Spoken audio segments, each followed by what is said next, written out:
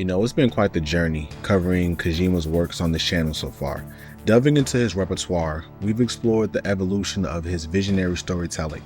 Back in 1987, Konami took a gamble entrusting Kojima with the helm of a military-themed project. Despite initial skepticism from higher-ups, his vision bore fruit, a hit resonating both locally and across Western shores. Stepping beyond the confines of conventional gaming, Kojima crafted a cyberpunk opus, a tale that redefined the interactive narrative landscape. Following the success of Snatcher, he unexpectedly found himself immersed in the world of sequels with Metal Gear 2 Solid Snake. Despite the uncharted territory, Kojima embraced the challenge, delivering a sequel lauded by fans and critics alike. Bolstered by 3 triumphs, Konami granted Kojima a carte blanche, allowing him to manifest his unbridled vision. Policenauts emerged as a cinematic debut, a foray into the unknown, exploring the complexities of life beyond Earth. These 4 seminal titles solidified Kojima's status as a luminary in the video game history, transcending the realm of mere game design to weave intricate narratives, spawn spin-offs, and even birth sequels. Yet, amidst the tapestry of innovation, a pivotal moment awaits.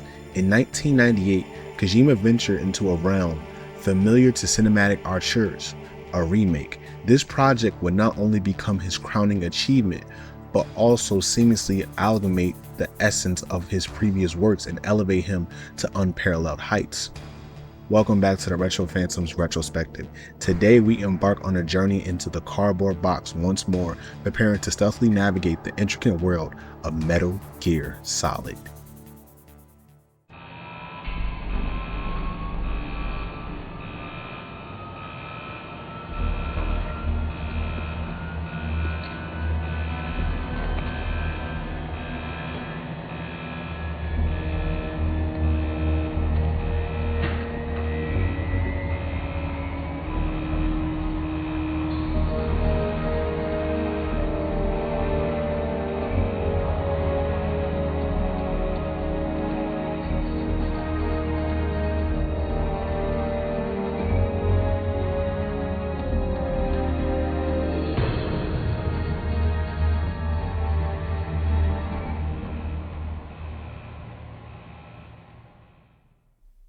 Before we get started, I want to let you know that we're closing out the year with retrospectives on Metal Gear Solid 1, 2, and 3. If you didn't know, I have a full Hideo Kojima retrospective playlist on the channel where I've already covered games like Metal Gear, Snatcher, Metal Gear 2 Solid Snake, and Policenauts. Some of the history from those titles ties into today's video, so it might be worth checking them out. If you're new to the channel and want to stay up to date, sneak your way to the subscribe button and hit the notification bell so you won't miss out on any upcoming content. Let's dive into this.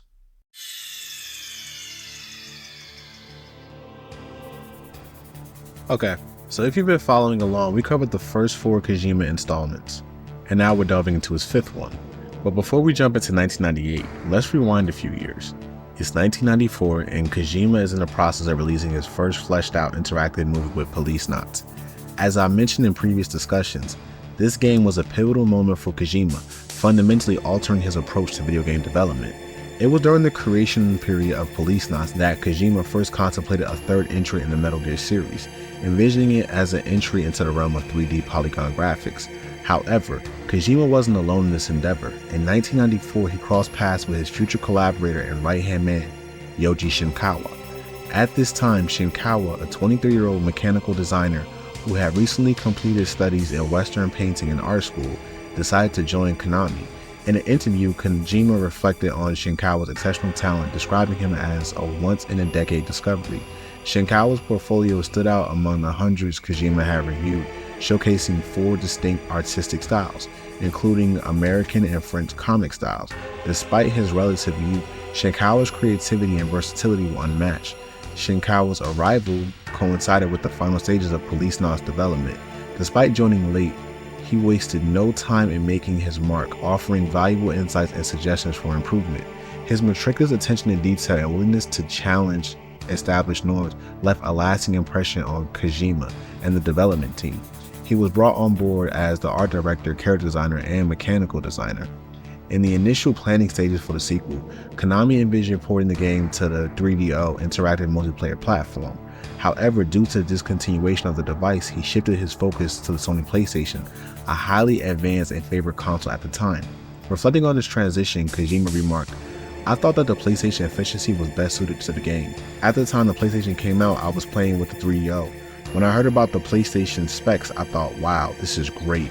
Once I finish with Policenauts, I'll begin Metal Gear on it." Kojima's decision was influenced by his experimentation with polygonal environments on various consoles. He found the PlayStation's capabilities particularly impressive, enabling him to create intricate and immersive worlds. He elaborated, "I created experimental polygons and some enemies when I saw them move. I thought, this is finally here, it's utter genius, I can create amazing, remarkable things with this." Throughout the development process, Kojima emphasized the importance of creating a believable and captivating world for players. He explained, "If the player isn't tricked into believing that the world is real, then there's no point in making the game. If you can captivate the player without having to trick them, then the game is worthwhile." Despite his appreciation for cinematic elements, Kojima aimed to blur the boundaries between movies and games. He expressed a desire to elevate the medium of gaming, stating, "I love movies, I always wanted to be a movie director. We want to do it ourselves." Kojima's vision encompassed elements of sci-fi and cyberpunk, reflecting his fascination with the future. He sought to convey the allure and uncertainty of the 23rd century, remarking, "Ever since we were children, we always wondered what the future would be like in 10 to 20 years. It's a dream both fascinating and scary at the same time." Recognizing the challenge of introducing Metal Gear Solid to Western audiences, Kojima was aware of the limited familiarity with the series outside of Japan, particularly considering the NES version of Metal Gear and the less than stellar reception of Snake's Revenge. Anticipating potential confusion or disinterest due to a lack of exposure to the MSX releases, Kojima opted against simply naming the game Metal Gear 3. Instead, he chose Metal Gear Solid, a title with multiple layers of significance. In an interview, Kojima elaborated on the thought process behind the title. "Metal Gear is as it is, and Solid has a deep meaning. Let me explain. This time, Metal Gear is displayed in full polygonal form, and I use solid to describe the cubic structure. Also, the solid means the third power mathematically. Additionally, most people are unaware of the MSX Metal Gear titles, so I wanted Metal Gear Solid to serve as a sequel to those, and of course, Solid from the name Solid Snake." With the Solid team in place, no pun intended, development officially commenced in the middle of 1995. The objective was clear: to craft a game that would immerse players in a world that felt authentic, intense, and ultimately enjoyable. To achieve this level of realism, the development team sought inspiration and insight from real-world sources. The Huntington Beach SWAT team provided valuable demonstrations of vehicles, weapons, and explosives, offering first-hand experiences that would inform the game's design. Additionally, weapons expert Marosada Mori served as a technical advisor, lending his expertise to the research process. This involved visits to the military installations like Fort Irwin and firing sessions at Stembridge Gun Rentals, ensuring that every detail was meticulously crafted to enhance the game's authenticity. Kojima utilized Lego building blocks and toy figures to construct 3D environments and visualize planned camera angles. Despite the magnitude of the project, the game was developed by a relatively small team of 20 individuals. Kojima intentionally kept the team size modest, as he preferred to foster close relationships with each member, ensuring a supportive and cohesive working environment. This approach allowed him to stay informed about each team member's progress and well-being, addressing any issues promptly. The team did not reach full strength until September 1996, initially with only one single programmer working on the game's code. Recognizing the impact of trailers in the film industry, Kojima, a student of film, understood the significance of a demo in shaping a public perception for a game. Thus, in the summer of 1996 at the Tokyo Game Show, the first trailer and demo were unveiled to the public. Reflecting on the demo's release, Kojima humorously remarked, "I might have put more into the demo than I should have. As for the FMV, I would have liked to have filmed it myself rather than create it in CG. There's a movie of Metal Gear 2, but that wasn't shown at the Tokyo Game Show." Here's what was shown at the Tokyo Game Show.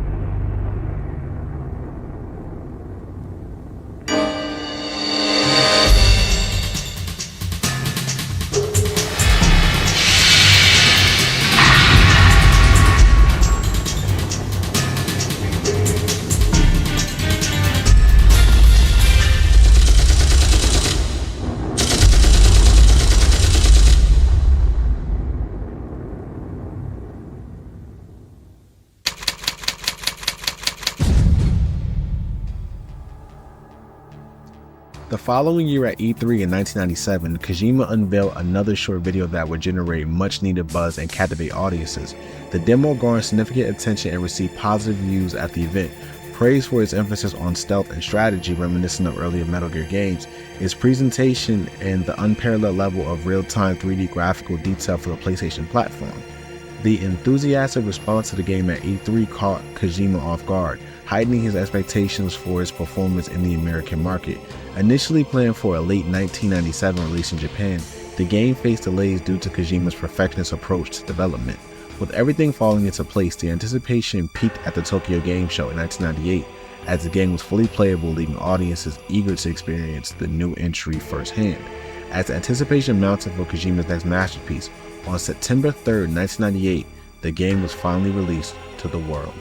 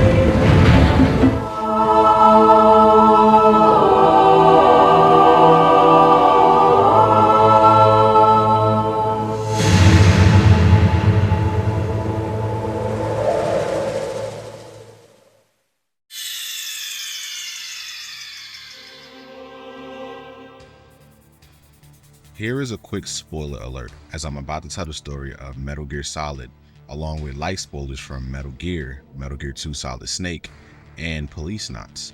If you're not a fan of spoilers, please advance to the gameplay overview section as seen on the timeline below. Let's dive into this. Following the threat of a nuclear attack using Metal Gear Rex by the Sons of Big Boss, the United States government faced a dire ultimatum. Surrender Big Boss's remains and a staggering sum of $1 billion within 24 hours.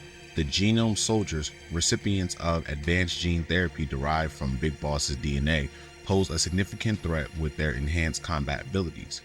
Recognizing the peril of exposing genetic soldier enhancement and the value of Big Boss's genetic legacy, Defense Secretary Jim Houseman urgently enlisted former Foxhound Commander Roy Campbell to recruit Solid Snake for the mission. Snake, reluctantly brought aboard the USS Discovery in the Bering Sea after a tense encounter at his Twin Lakes retreat, underwent briefing and nanomachine injections by Foxhound Medical Chief Naomi Hunter. Excuse me. Who's this? Dr. Naomi Hunter. She's chief of Foxhound's medical staff and an expert in gene therapy. Are you military? No, civilian. I've been sent here from ATGC. Pleasure to meet you, Snake. Don't worry, this injection won't hurt a bit. What's the shot for? What's wrong? You don't like shots? As the countdown to the terrorist ultimatum dwindled to a mere 19 hours, Campbell urgently implored Snake to grasp the severity of the impending crisis. En route to Shadow Moses aboard the Discovery, Campbell revealed his personal stake in the mission.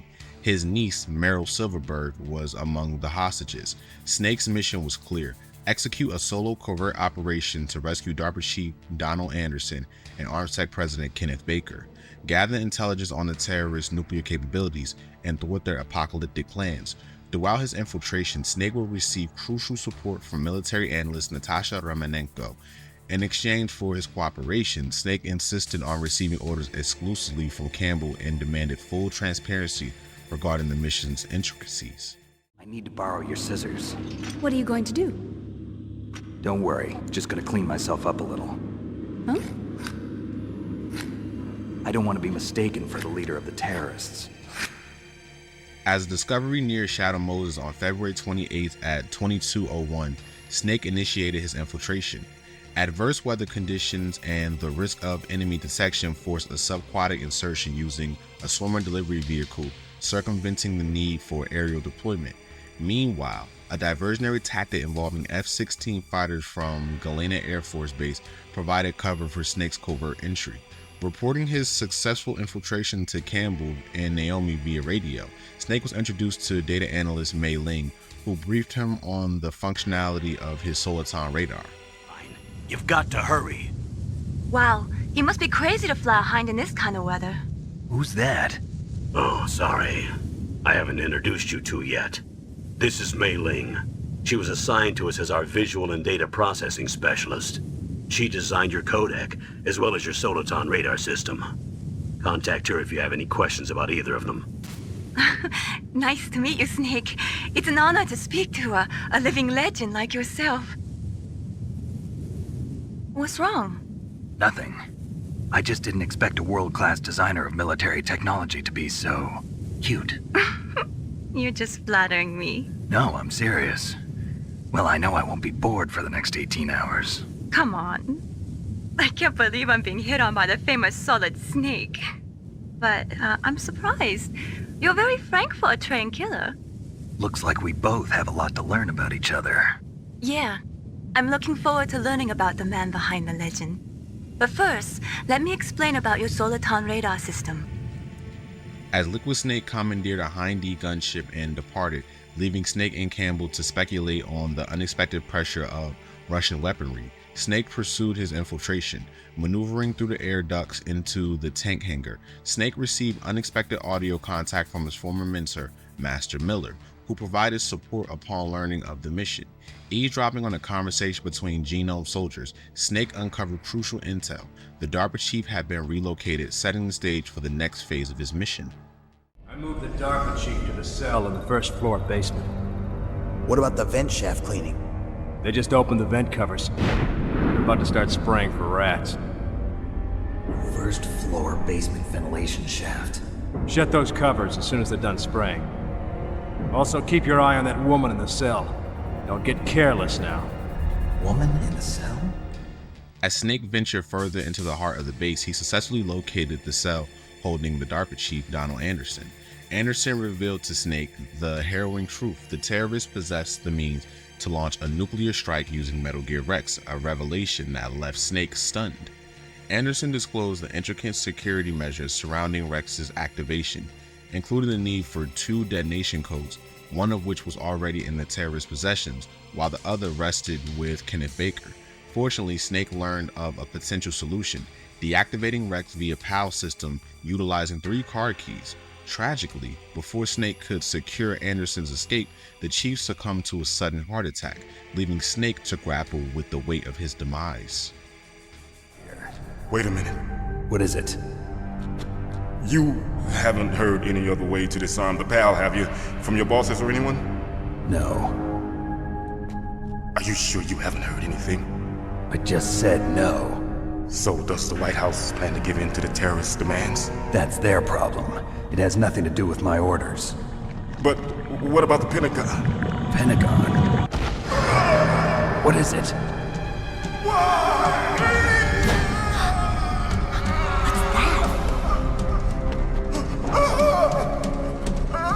Hey, what happened?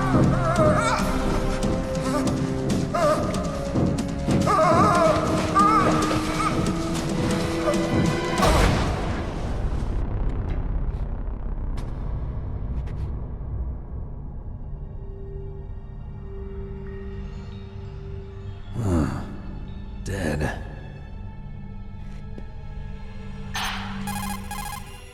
Following his report to Campbell, Snake grew suspicious of Campbell's withholding of information, sensing there was more to the situation than meets the eye.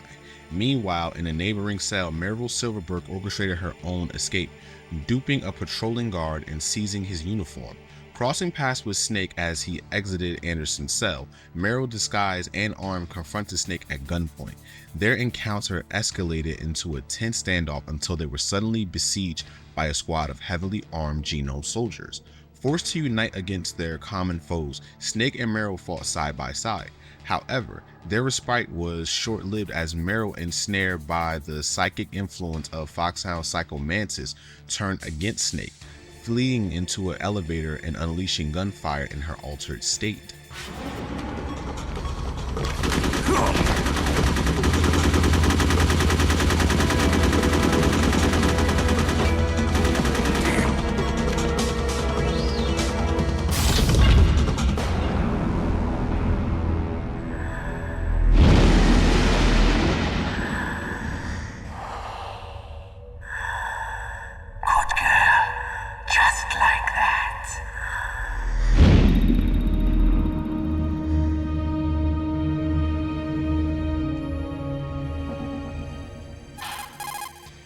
Armed with insights from Anderson, Snake descended to the lower levels in search of President Baker. Upon reaching Baker's location, Snake discovered him bound to a pillar rigged with explosives, raising fears of arriving too late. Before he could act, Snake found himself face to face with Foxhound member Revolver Ocelot, resulting in a tense gun duel. Their confrontation was interrupted by the sudden appearance of the enigmatic cyborg ninja, who swiftly intervened by severing Ocelot's hand and freeing Baker. Amidst the chaos, Baker recognized the ninja before it vanished into the shadows, leaving Ocelot to flee. Clutching his severed appendage with Baker rescued, he revealed crucial information. Meryl possessed the PAL override keys. You're pretty good. Just what I'd expect from the man with the same code as the boss. It's been a long time since I had such a good fight, but I'm just getting warmed up. What? My hand!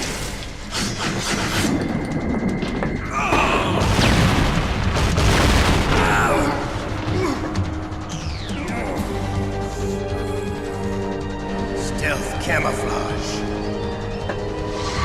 Can't you even die right? You were lucky. We'll meet again! Who are you? I like you. I have no name.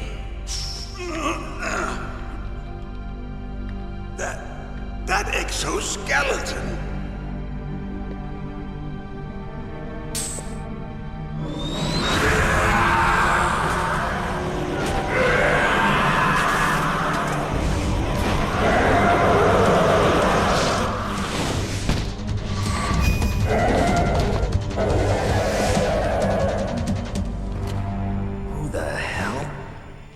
Baker provided Snake with a cryptic clue to locate Meryl's codec frequency before divulging crucial information.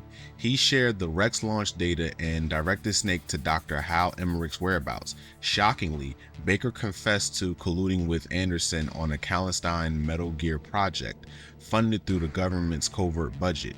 Payments to a dummy corporation obstinately tied to Anderson's wife sustained the project for years.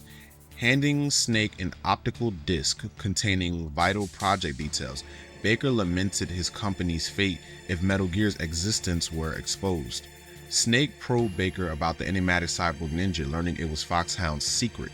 Before Baker could reveal more, he succumbed to a heart attack akin to Anderson's demise, lamenting a betrayal by the Pentagon.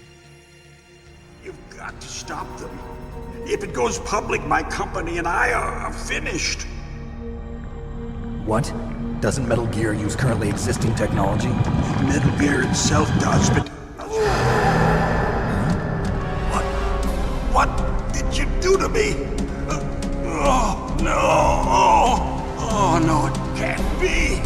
Those Pentagon bastards! So, they actually went and did it! What are you talking about? They're just using you for...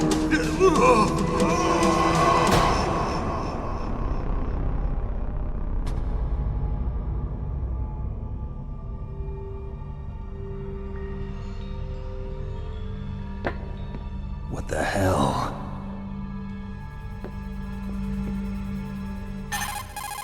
Snake contacted Meryl, who opened the hangar's cargo doors, allowing him to advance north and find Dr. Emmerich.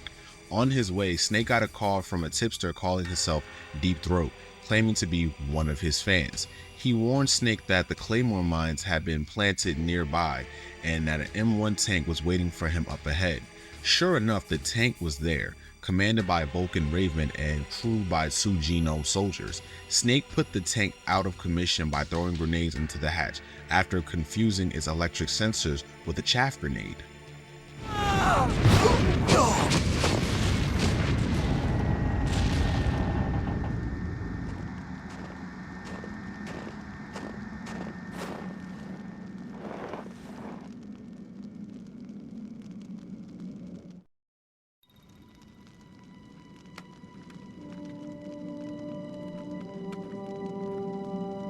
Well, boss, I hope you are happy. He got the card.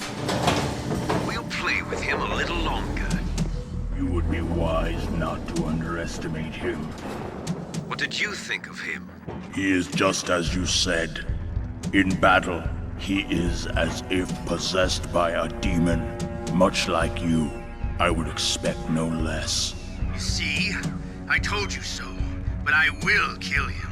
So, General Ivan, I hear he took your hand as well as your dignity. Watch your tongue, shaman. In the language of the Sioux people, Sioux means snake. It is known as an animal to be feared. Well, Snake is mine now. When I meet him next, I'll take special care of him. Not yet. Don't kill him yet. He and I will meet again in battle. Same prediction as always? Yes, the raven on my head.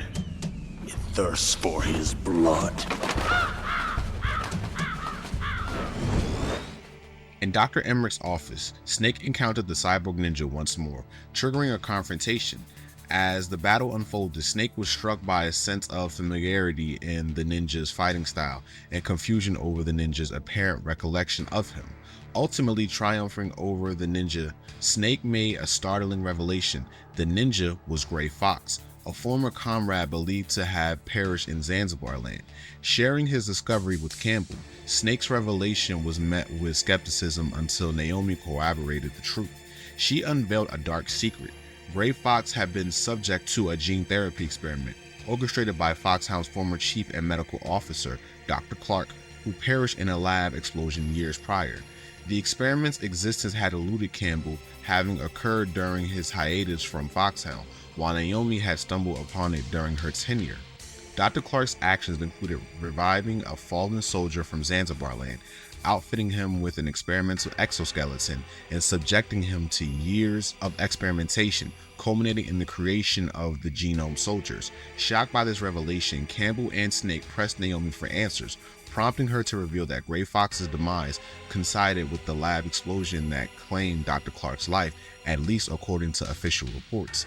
As the implications of Gray Fox's fate sank in, Snake speculated on the ninja's tragic existence, pondering whether Gray Fox even retained his own identity and lived slowly to engage in deadly combat with Snake. Gray Fox! Colonel, that ninja is Gray Fox. No doubt about it. Ridiculous. You of all people should know he died in Zanzibar. No. He should have died, but he didn't.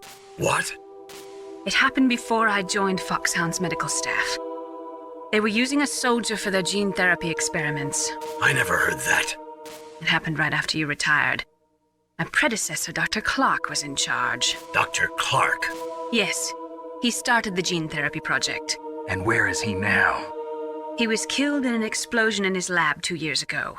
So what about this soldier? Apparently, for their test subject, they decided to use the body of a soldier who was recovered after the fall of Zanzibar. And that was Gray Fox. But he was already dead.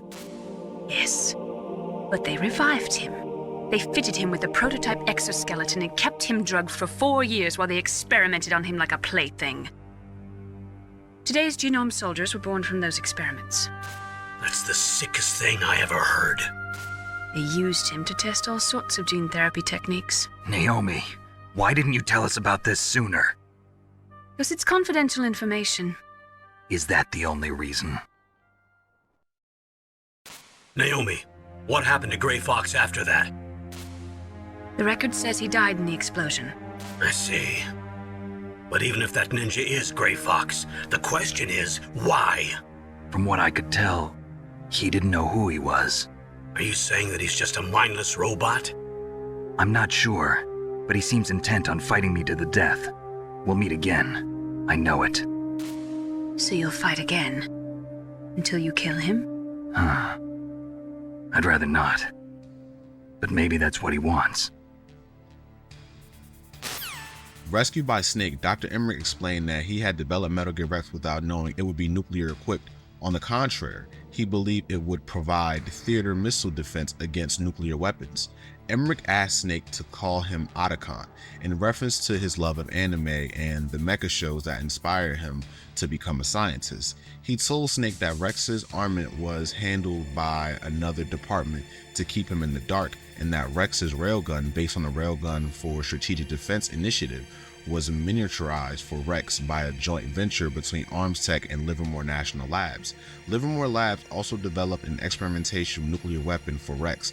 Finally, Otacon warned Snake that if the PAL override keys didn't work, he would have no choice but to destroy Rex. Snake briefly expressed concern for Otacon, Anderson, and Baker had suffered fatal heart attacks shortly after telling them what they knew, but Emmerich survived unscathed.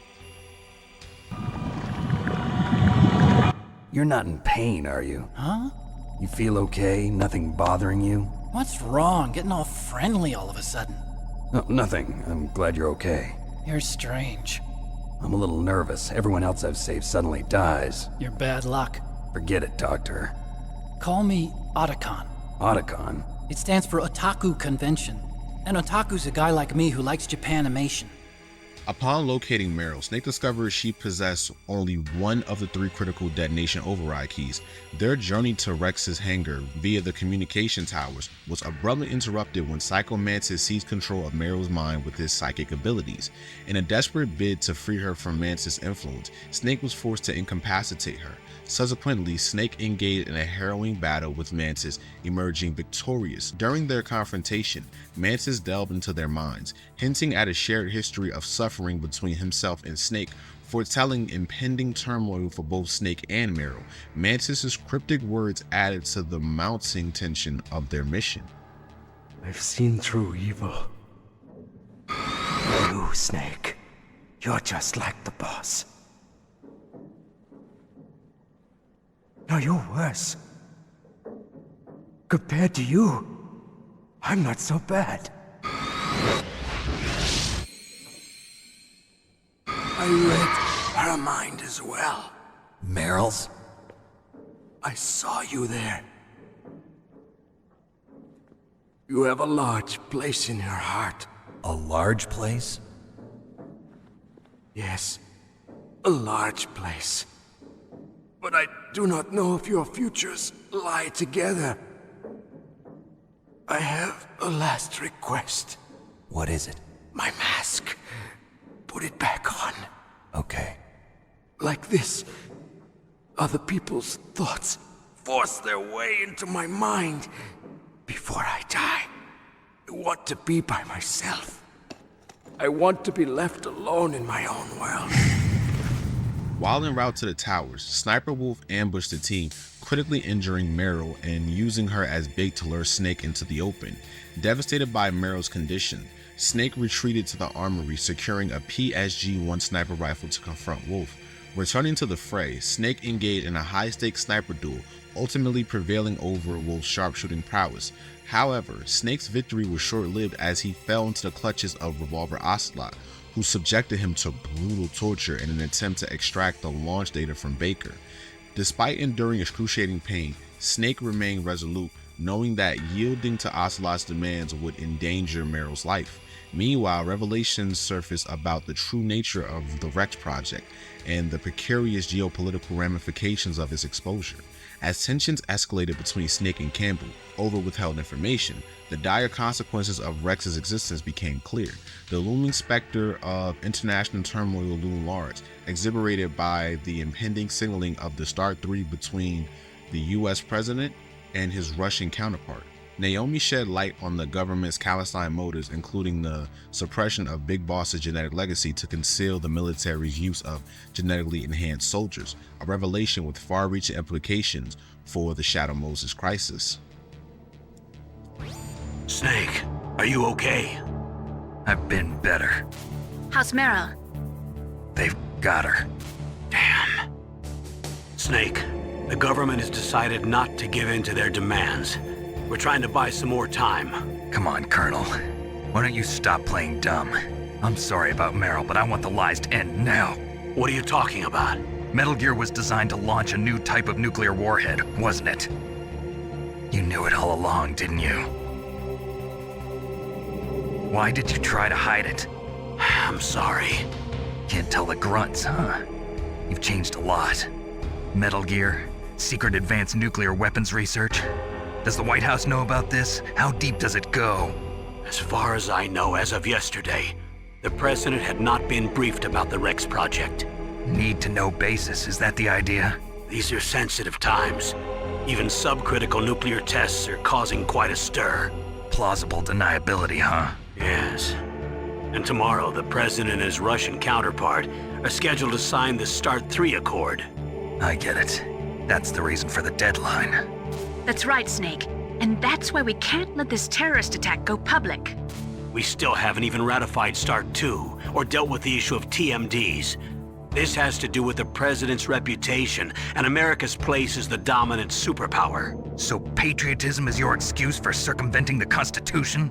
Please, Snake. Just stop them. Why should I? Because you're the only one who can.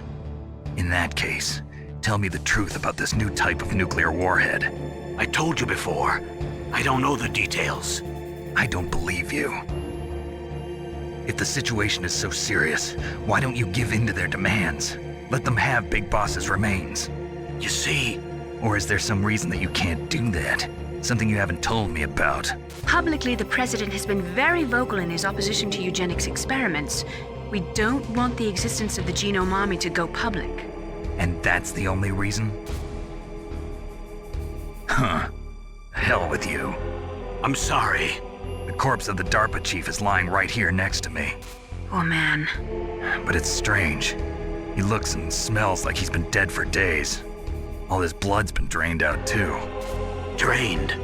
Maybe to slow down decomposition? I have no idea. But the chief only died a few hours ago, right?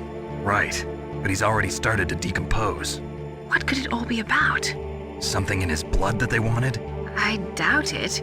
Just the nanomachines in the transmitter. Did the chief tell them his detonation code? I'm afraid so. It looks like they've got both codes and are nearly ready to launch. Damn. Is there any way to prevent it? It seems that there's some type of emergency override device that can cancel out the detonation code. It's a countermeasure that Arms Tech installed secretly. You have to unlock it with 3 special card keys. And where are those keys? I've got one of them. I don't know where the other 2 are. Besides, I'm locked up here. We've got no choice. Forget about the keys. Your top priority now is to destroy Metal Gear itself. I'm sorry to have to lay it all in your lap, but you're all I've got. Bust out of there and get to the communications tower. Also... What? I know it's asking a lot. Meryl, right? Yeah. I'll save her. Thanks. With Otacon's aid utilizing stealth camouflage, Snake received provisions and ketchup, which he ingeniously repurposed as fake blood, exploiting the guards' momentary lapse and vigilance. Snake incapacitated Johnny Sasaki, escaped confinement, and made his way back to the communication towers. Confronting Liquid atop the first roof tower, Snake witnessed him piloting the Hind D, leading to a confrontation that resulted in the destruction of the bridge to the second tower. Undentered, Snake improvised a descent using a found rope, reuniting with Otacon below.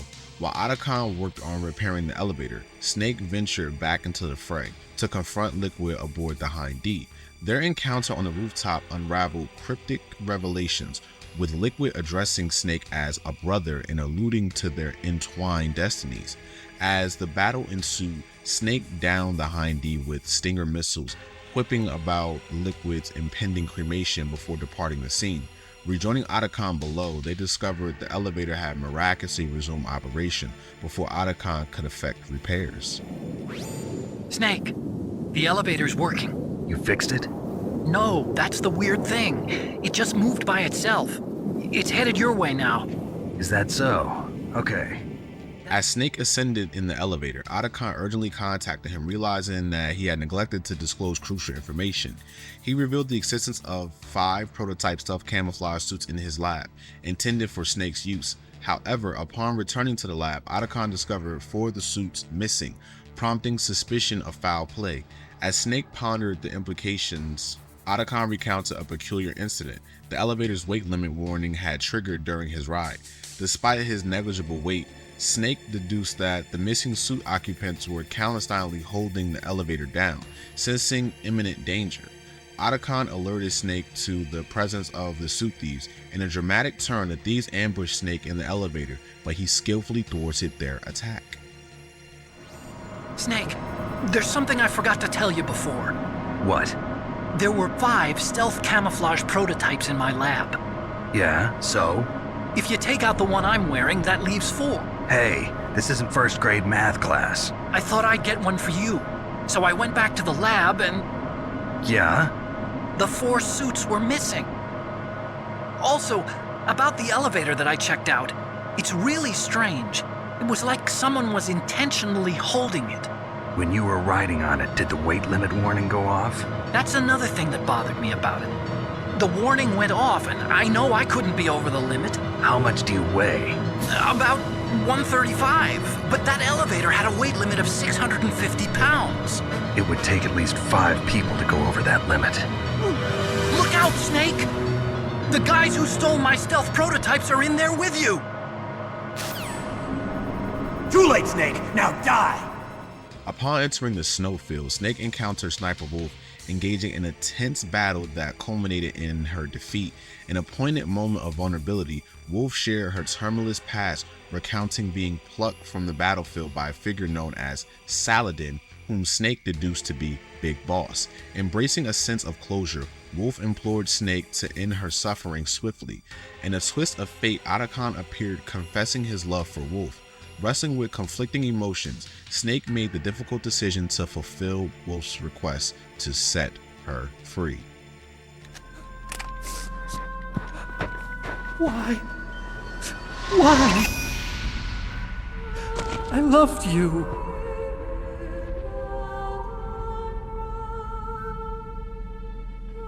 What is it? My gun. Give it to me.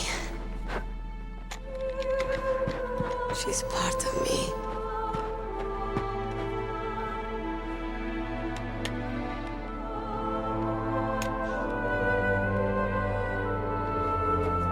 Everyone's here now.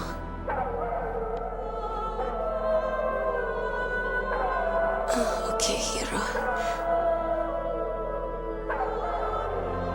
Set me free.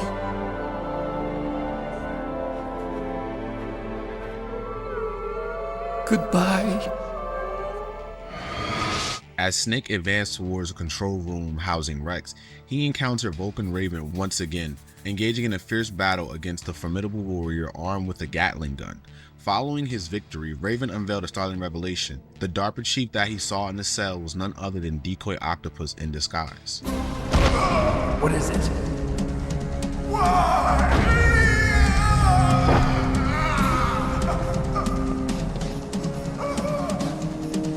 That was not the DARPA chief. It was Decoy Octopus, a member of Foxhound. He was a master of disguise. He copied his subjects down to the blood. So he drained the chief's blood and took it into himself. But he wasn't able to deceive the Angel of Death. The Angel of Death? Later, Master Miller raised suspicions about Naomi's true identity, citing inconsistencies in her past, revealing her potential affiliation with a third party. Miller urged Campbell to arrest Naomi, fearing her involvement could jeopardize the mission. Campbell, torn between loyalty and pragmatism, expressed concern over potential consequences if Naomi proved to be a spy.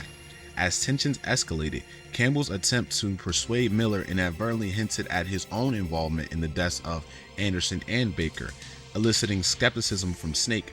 Determined to uncover the truth, Snake rebuffed Campbell's pleas for more time, signaling a fracture in their alliance. Master, it's about Naomi.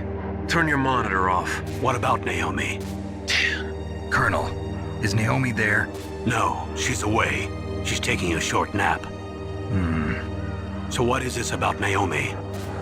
Okay, maybe we'd better let the Colonel hear this too. Yeah, go on, Master. Well, basically, Dr. Naomi Hunter is not Dr. Naomi Hunter at all. What? I thought her story of her background sounded kind of fishy, so I checked it out. And? There is an actual Dr. Naomi Hunter, or I should say, there was one. But she's not the woman we know. The real Naomi Hunter disappeared somewhere in the Middle East. Our Naomi must have somehow obtained her identification papers. So then who is she really? She must be some kind of spy.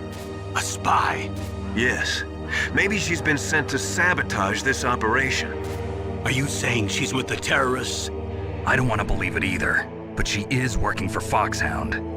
So you think she had a part in the uprising? Or she could be working with some different group altogether. Different group? It couldn't be. Place her under arrest. What? She's betrayed us. She needs to be arrested and interrogated to find out who she's with. If she's one of their spies, then we're in big trouble. What do you mean? Nothing. Have you let her in on some kind of vital secret or something? Does this have anything to do with the mysterious deaths of the DARPA chief and the ArmsTech president? I have no idea. Anyway, we cannot allow her to participate any further in this mission. Wait a minute. Without her, we can't complete this mission. I knew it. You're hiding something. Give me some time. I'll try to get it out of her. Hurry then. We've got to figure out who she is and what she's doing here. I understand. Snake, give me some time. I don't have any time left for you. Advancing towards the Rex hangar control room, Snake received critical intel from Otacon. Otacon, stationed in the computer room, overheard guards discussing Rex's readiness and offered to hack into Baker's files to uncover the PAL key. While unsuccessful in locating the PAL key, Otacon unearthed unsettling details about Rex's capabilities, equipped with a railgun launched missiles boasting stealth technology and opponent surface-piercing nuclear warhead.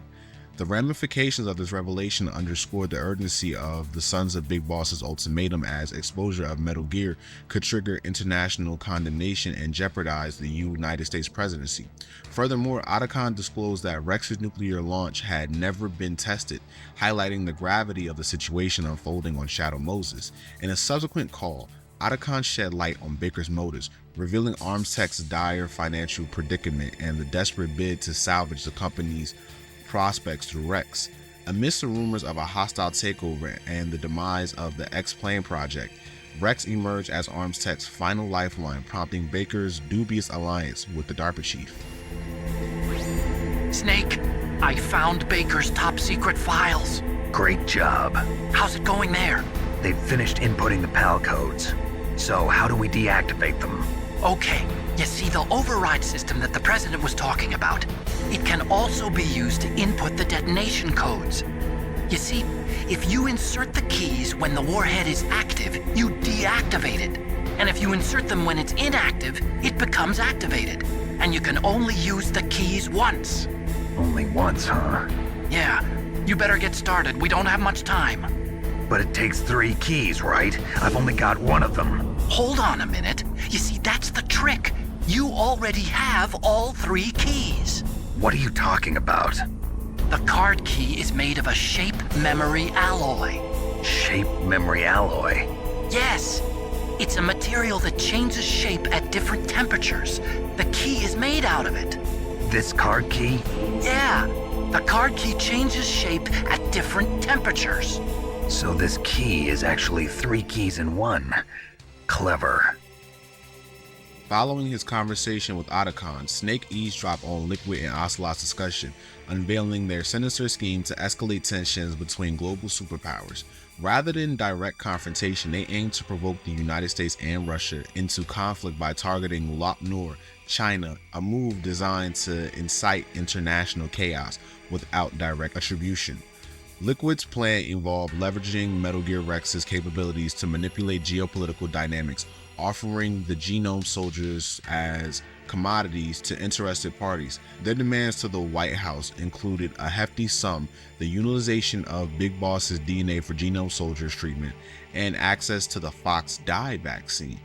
Furthermore, Liquid intended to unite his forces with Sergei Galukovich's, transforming Shadow Moses into a stronghold for his vision of Outer Heaven. Amidst the escalating tension, Otacon relayed critical information about the PAL keys' unique properties, but their exchange was abruptly interrupted by Ocelot's intervention. In a tense confrontation, Ocelot shot the PAL keys from Snake's grasp, prompting a desperate search for the vital component amid hazardous conditions. Once you've finished with all 3 terminals, the code input process is complete. But here's the thing. You can only use the key 3 times. It's an emergency system. It's only meant to be used once. The world is riding on that key, Snake. Who's that? Damn!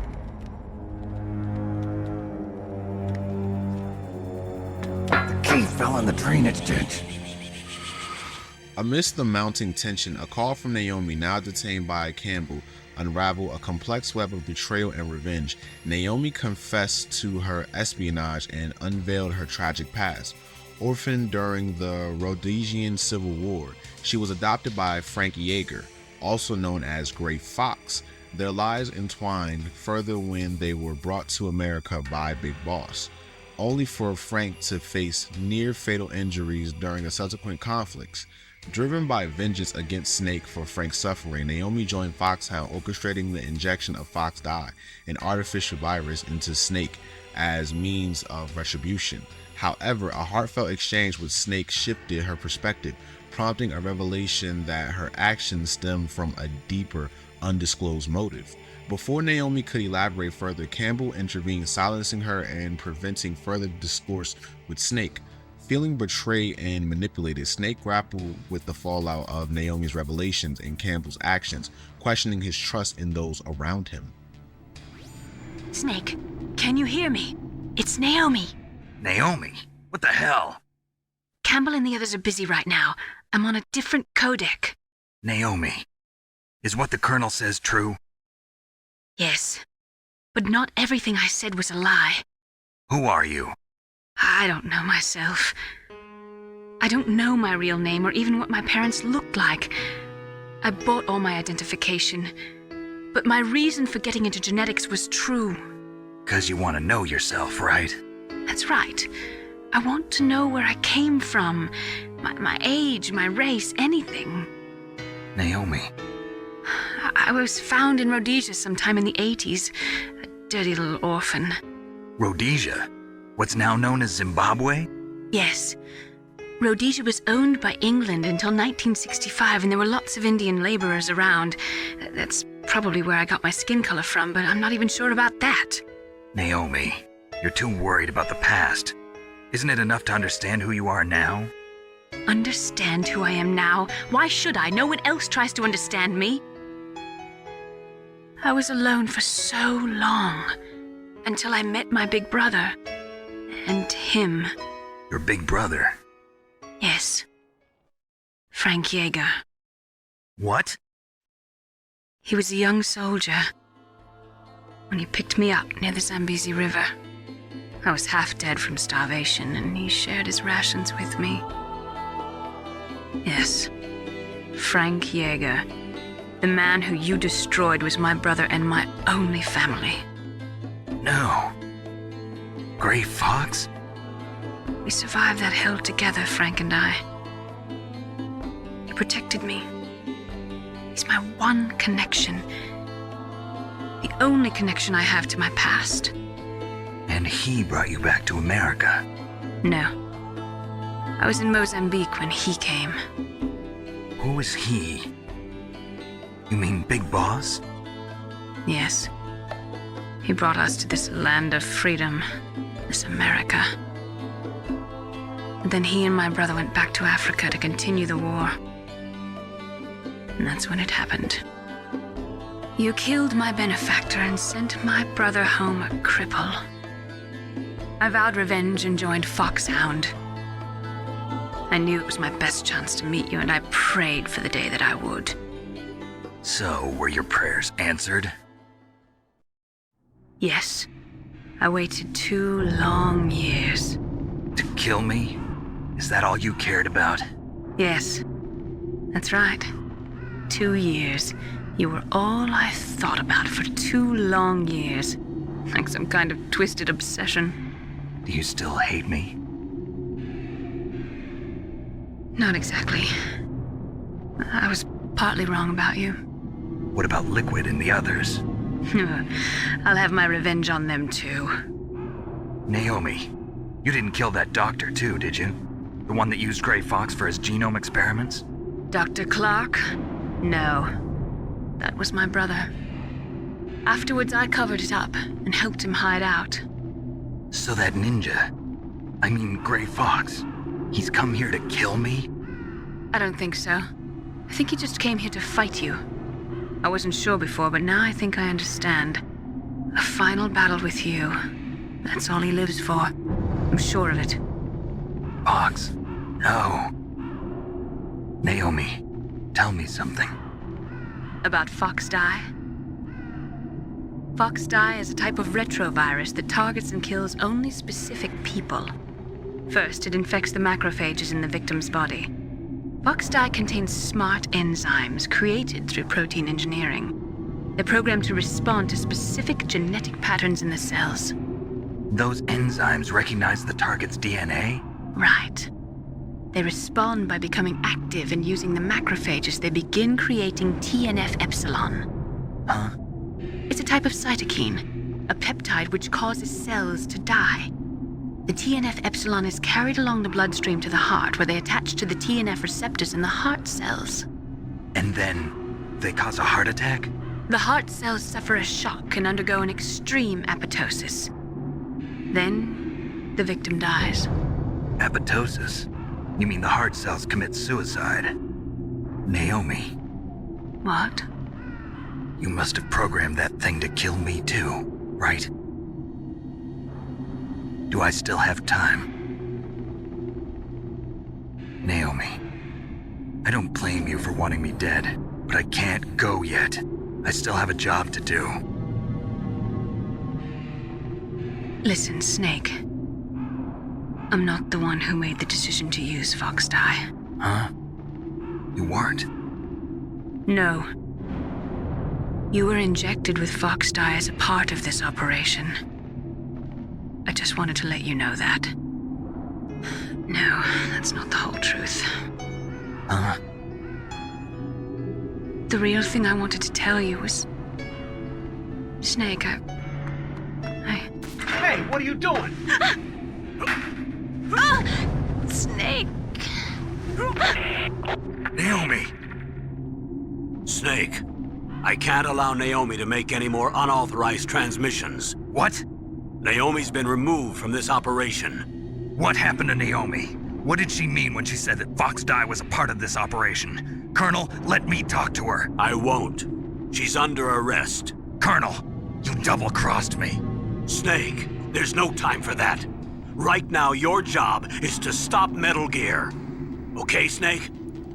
After successfully inputting all 3 keys, Snake inadvertently activated Metal Gear Rex. Miller purposely contacted Snake to commend his achievement, reveal startling truths. The detonation codes provided by Anderson and Baker had never been utilized, as the terrorists failed to acquire Anderson's code before his demise. Unbeknownst to Snake, Octopus had assumed Anderson's identity to manipulate him into retrieving the PAL keys. However, Foxhound's plans were derailed by Snake's unwitting role as a carrier of Foxdie. Before Snake could process his revelation, Campbell intervened, disclosing a chilling truth. The individual posing as Miller was an imposter. Exposed, the imposter revealed to be Liquid, admitted to his deceit, plunging Snake into a perilous confrontation with his duplicitous adversary. Thank you, Snake. Now the detonation code is completed. Nothing can stop Metal Gear now. Master, what's going on? You found the key, and even activated the warhead for us too. I really must express my gratitude. Sorry to have involved you in that silly shape memory alloy business. What are you talking about? We weren't able to learn the DARPA chief's code. Even with Mantis' psychic powers, he couldn't read his mind. Then Ocelot accidentally killed him during the interrogation. In other words, we weren't able to launch the nuclear device, and we were all getting a little worried. Without the threat of a nuclear strike, our demands would never be met. What do you mean? Without the detonation codes, we had to find some other way. That's when we decided you might prove useful, Snake. What? First, I thought we might get the information from you, Snake, so I had Decoy Octopus disguise himself as the DARPA chief. Unfortunately, Octopus didn't survive the encounter, thanks to Fox Die. You mean you had this plan from the beginning, just to get me to input the detonation code? Huh? You didn't think you made it this far by yourself, did you? Who the hell are you? In any case, the launch preparations are complete.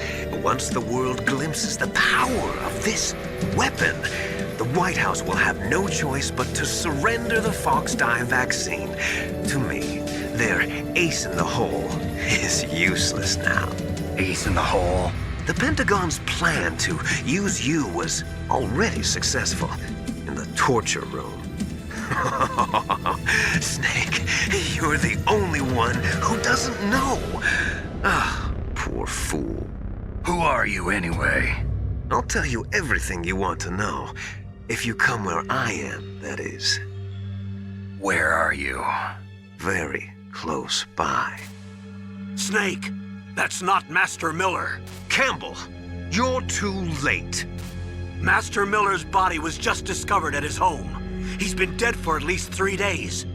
I didn't know because my codec link with Master was cut off. But Mei Ling said his transmission signal was coming from inside the base. So who is it? Snake, you've been talking to...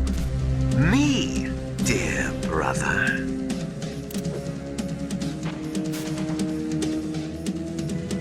Liquid, how the... You've served your purpose. You may die now.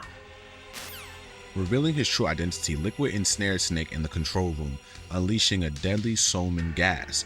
With Otacon's assistance, Snake narrowly escaped and confronted Liquid. Liquid divulged his elaborate deception, masquerading as Miller to manipulate Snake into unwittingly serving the Pentagon's sinister agenda.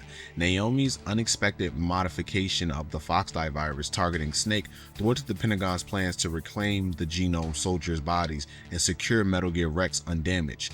Liquid then unveiled a shocking revelation. Both he and Snake were products of the Les Enfants Terribles project, clones of Big Boss. However, while Solid Snake inherited Big Boss's dominant genes, Liquid was left with the perceived inferiority of his genetic makeup. Driven by resentment towards his brother and father, Liquid harbored a deep-seated hatred, seeking retribution by defeating Solid Snake and surpassing Big Boss's legacy through acquisition and exploitation of their genetic heritage. Although the boys at the Pentagon are probably saying the same thing. What the hell are you talking about? Following orders blindly with no questions asked, you've lost your warrior's pride and become nothing more than a pawn, Snake. What? Stopping the nuclear launch, rescuing the hostages, it was all just a diversion. A diversion? The Pentagon only needed for you to come into contact with us. That's what killed the ArmsTech president and Decoy Octopus. You don't mean... That's right. You were sent here to kill us so they could retrieve Metal Gear undamaged, along with the bodies of the Genome soldiers. From the beginning, the Pentagon was just using you as a vector to spread Fox Die. Fox Die? It can't be. Are you telling me Naomi was working with the Pentagon? They thought she was, but it seems that Dr. Naomi Hunter couldn't be controlled so easily. What? We've got a spy working in the Pentagon. He reported that Dr. Hunter altered Fox Die's program just before the operation, but no one knows how or why. I wonder... maybe they arrested her so they could find out the answer to that. No doubt. But I had no idea she was motivated by such petty revenge. We still don't know what changes she made to Fox Die's program. Oh well, it doesn't matter. I've already added the Fox Die vaccine to my list of White House demands. There's a vaccine? There must be, but that woman is the only one who really knows. Anyway, it might prove to be unnecessary. Why's that? You were successful in coming into contact with all of us, so we must have all been exposed to the virus. It's true that the Armstech president and decoy octopus were killed by Foxdie, but Ocelot, myself, and you, the carrier, were apparently unaffected. A bug in the virus's programming? Could be. In any case, if it doesn't kill you, then I'm not worried either. After all, our genetic code is identical. So it's true, you and I are... Yes, twins. But we're not ordinary twins. We're twins linked by cursed genes. Les enfants terribles. You're fine. You got all the old man's dominant genes. I got the flawed recessive genes. Everything was done so that you would be the greatest of his children. The only reason I exist is so they could create you. I was the favorite, huh? That's right. I'm just the leftovers of what they used to make you. Can you understand what it's like to know that you're garbage since the day you were born? But I'm the one Father chose. So that's why you're so obsessed with Big Boss. Some warped kind of love. Love? It's hate! He always told me I was inferior, and now I'll have my revenge! You should understand me, brother. You killed our father with your own hands! You stole my chance for revenge! Now I'll finish the work that Father began. I will surpass him! I will destroy him! You're just like Naomi. Well, I'm not like you! Unlike you, I'm proud of the destiny that is encoded into my very genes! Yeah! Snake! Your blood will be the first to be spilled by this glorious new weapon! Consider it an honor, a gift from your brother! Now I'll show you the power of the weapon that will lead us in the 21st century! It's moving.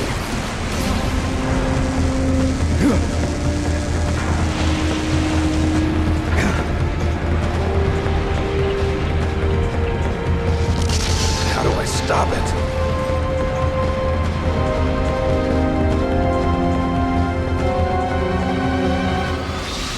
As Liquid commandeered Rex, Snake faced a critical decision: destroy the weapon or risk nuclear bombardment of the Shadow Moses facility. With Otacon's guidance, Snake targeted Rex's radome, the only vulnerability in his armor. Despite valiant efforts, Snake struggled to make headway until Gray Fox intervened, momentarily incapacitating Liquid by damaging Rex's radome. In a poignant moment of revelation, Fox disclosed his guilt-driven adoption of Naomi before sacrificing himself to cripple Rex further. He admitted that he was the one to delete her parents, so he took her in as a way to pay them back. Exploiting the opportunity, Snake unleashed a barrage of Stinger missiles, causing Rex to explode and rendering Snake unconscious.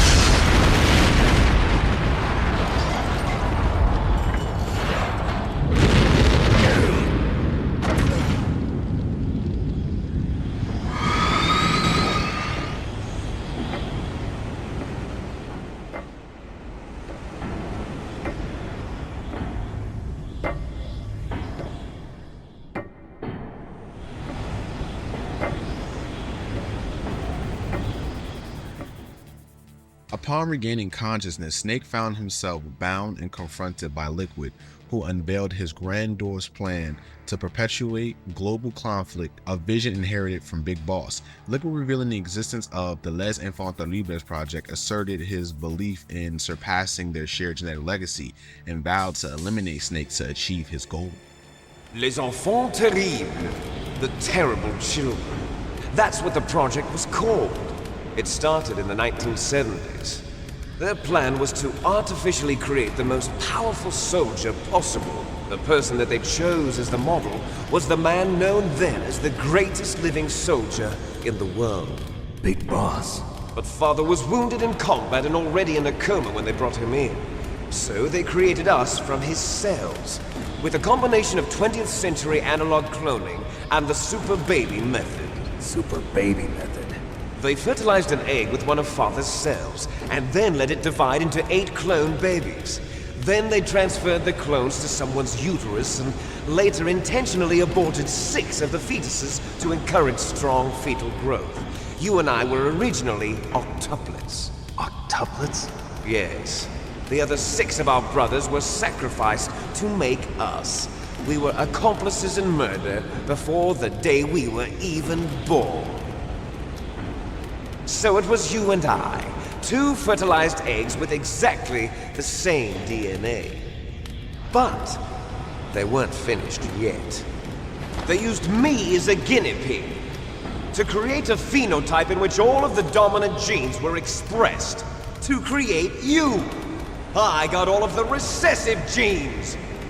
You took everything from me before I was even born! But you and I aren't his only children. What? The Genome Soldiers. They too are his progeny, carrying on his genetic legacy. But they're different. They're digital. With the completion of the Human Genome Project, the mysteries of humanity were laid bare. Liquid diverted Snake's focus to Meryl, her unconscious form positioned atop Rex. Uncertain of her condition, Liquid implied her release hinged on their showdown. With time running short, Liquid warned of impending Pentagon intervention, signaling an urgent need to collude their confrontation before the Shadow Moses facility faced destruction. Look behind you! Meryl! Is she alive? I'm not sure. She was alive a few hours ago. Poor girl kept calling your name. Meryl. Stupid woman. Falling in love with a man who doesn't even have a name. I have a name. No! We have no past, no future, and even if we did, it wouldn't be truly ours. You and I are just copies of our father, Big Boss. Let Meryl go. As soon as we've finished our business, we're almost out of time. You're talking about Fox Die. No. It seems now that the Pentagon knows that Metal Gear is destroyed, they've arrived at a decision. They won't even need a BDA. If you want the details, why don't you ask your precious Colonel Campbell? Naomi's manipulation of the Fox Die virus and the destruction of Rex had triggered Pentagon alarm confirmed by Campbell, a nuclear strike loomed imminent. Yet, Campbell aimed to delay it to aid Snake and Meryl's escape. He confessed to concealing information to safeguard Meryl, apologizing for his deceit. However, Houseman's intervention disrupted the chain of command, leading to Campbell's arrest and Houseman's assumptions of command. Houseman, driven by personal vendetta, vowed destruction upon Shadow Moses, branding Snake and his brother as relics of the past. Despite Snake's accusations, Houseman expressed regret over Anderson's death and offered to halt the bombing in exchange for Rex's battle data, a demand Snake couldn't fulfill having been stolen by Ocelot during the torture. Colonel, can you hear me? Yes, I'm listening. What is the Pentagon trying to do? Colonel, answer me. The Secretary of Defense has taken over active control of this operation. He's on his way there by AWACS.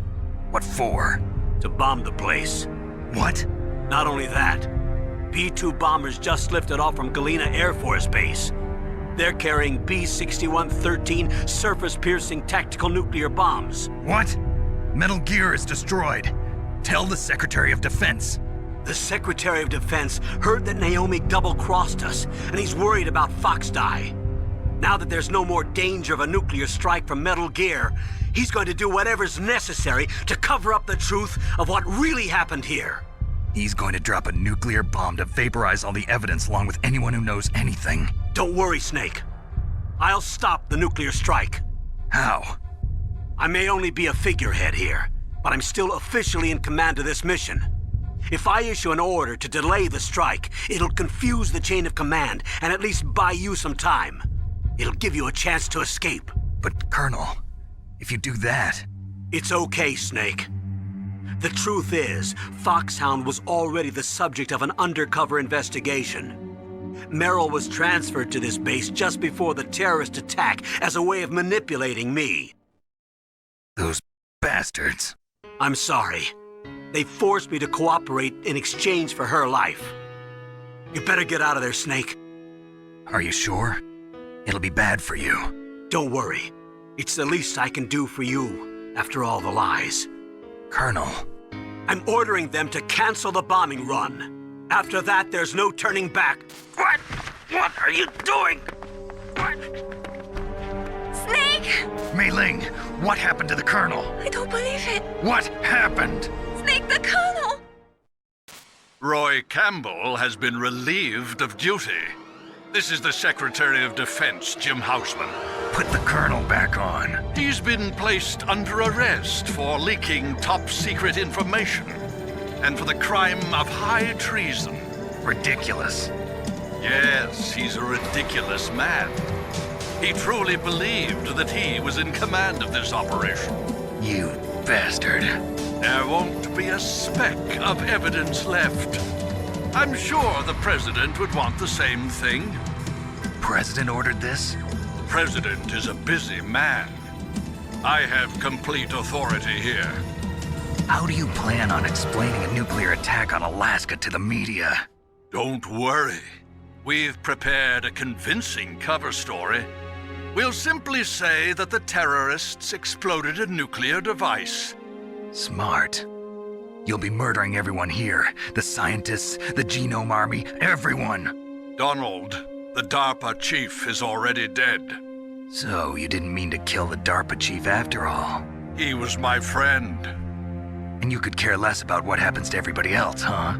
Well, if you give me the optic disc, I might consider saving them. What are you talking about? Metal Gear's test data. Donald was supposed to bring it back. I don't have it. I see. Oh well, that's okay. You two are an embarrassment from the 1970s. Our country's dirty little secret. You can't be allowed to live.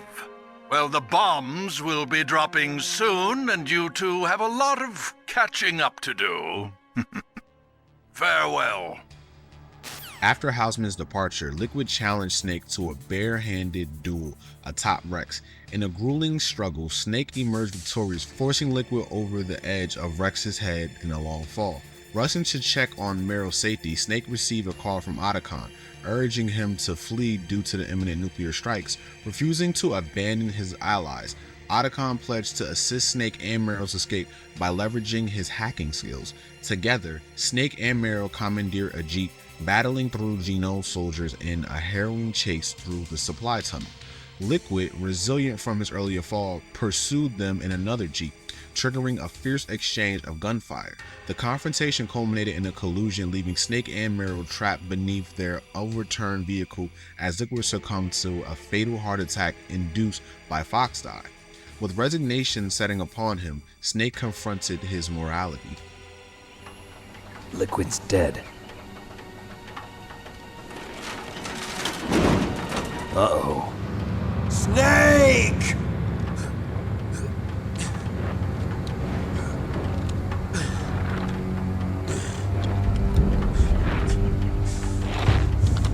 Snake!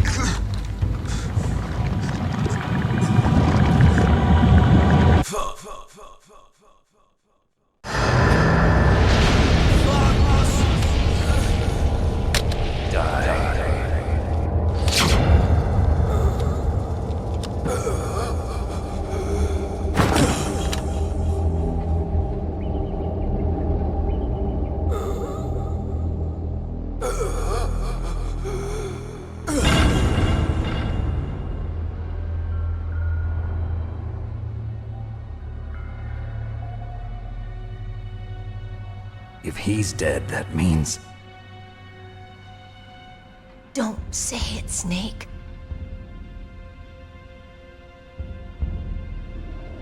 What happened to the air raid? No stealth bombers in sight. After Colonel Campbell informed Snake of Houseman's arrest and the cancellation of the airstrike, Snake arranged for Otacon's rescue and spoke with Naomi, finding solace in her reassurance about Foxdie.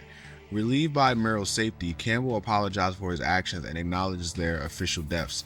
Despite this, Snake and Meryl, undentured, venture into the Alaskan wilderness, prepared to embrace whatever lay ahead. Look, I found this. Let's keep it as a reminder. Of what? A reminder of a successful mission? Or the first time we met? A reminder of how to live. Huh? Until today, I've lived only for myself. Survival has been the only thing I cared about in my life. That's not just you. That's how everyone is. I only felt truly alive when I was staring death in the face. I don't know. Maybe it's written into my genes. What about now? What do your genes say about your future now? Maybe it's time I live for someone else. Someone else? Yeah. Someone like you. Maybe that's the real way to live.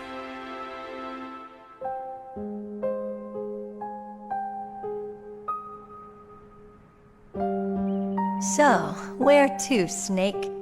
David. My name's David. Okay. So where to, Dave? I think it's time we look for a new path in life. A new path? A new purpose.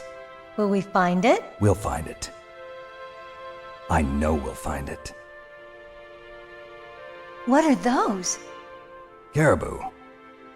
To the Aleutians, the caribou is a symbol of life. It'll be spring here soon. For us too. Yeah. Spring brings new life to everything. It's a time for hope.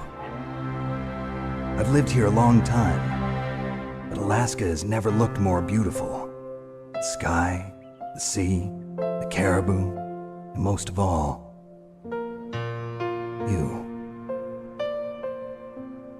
I think I'm gonna like this new life. Come on. Let's enjoy life.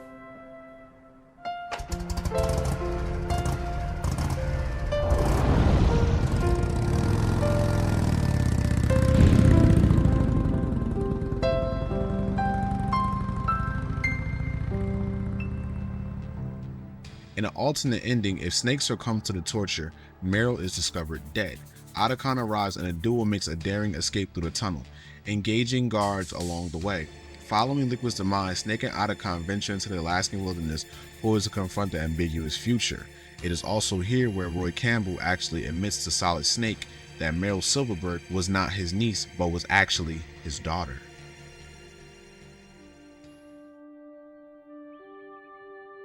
Until today, I've lived only for myself.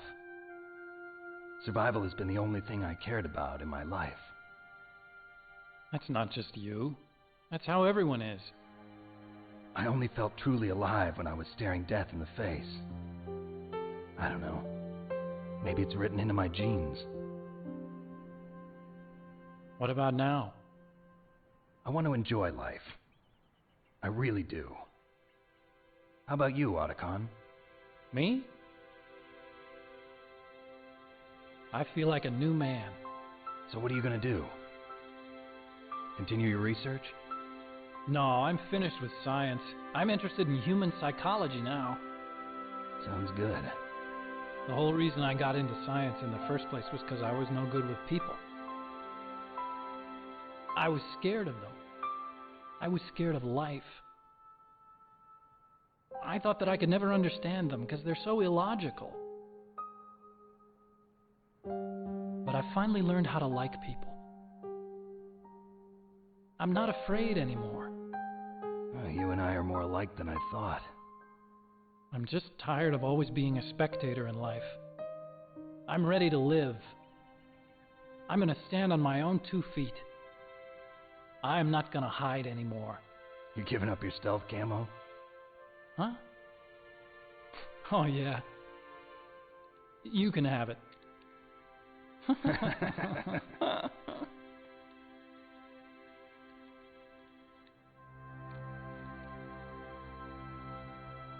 So, This is where we say goodbye to our loves as well.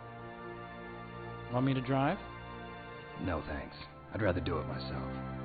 No problem. Where to, Snake? My real name is David, Otacon. I'm Hal, Dave. Oh, that's right.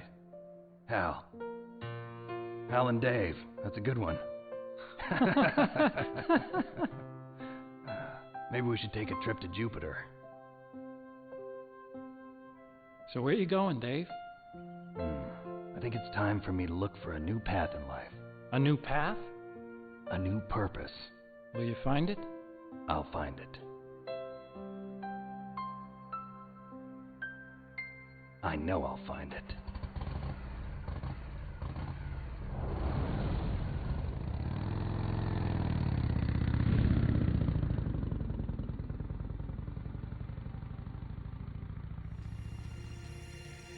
After the ordeal, Revolver Ocelot, sole survivor of Foxhound, briefed the President of the United States. He admitted to eliminating the DARPA chief due to the chief's knowledge of Ocelot's true intentions.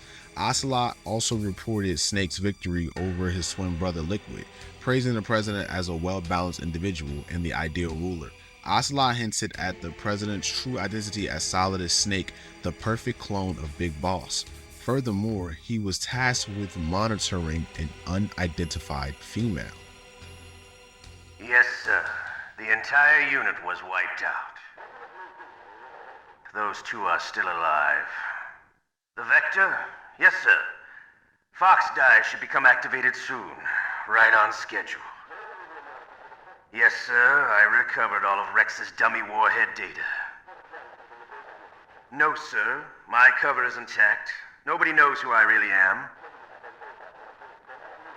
Yes, the DARPA chief knew my identity, but he's been disposed of. Yes, the inferior one was the winner after all.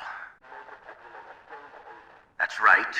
Until the very end, Liquid thought he was the inferior one. Yes, sir, I agree completely. It takes a well-balanced individual such as yourself to rule the world. No, sir. No one knows that you were the third one, Solidus. What should I do about the woman? Yes, sir. I'll keep her under surveillance. Yes. Thank you. Goodbye, Mr. President.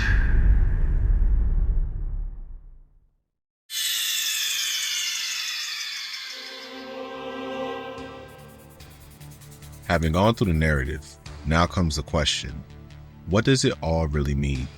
If taken on the surface, Metal Gear Solid was a tactical espionage action game.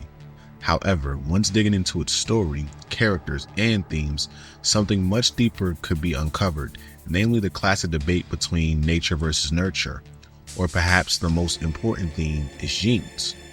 We're looking at the game's designer Hideo Kojima, who was undeniably influenced by the gene-centered view of evolution popularized in the 1976 book The Selfish Gene by Richard Dawkins. What we find in the game are two contrasting opinions about how much our genes really determine how much our destiny is shaped. Liquid Snake believes that a person's fate and abilities are solely determined by his or her genes. He is obsessed with being an inferior gene from Snake, which motivates the majority of the things that he does. This represents the nature side of the argument, that we're basically at the mercy of our genetics.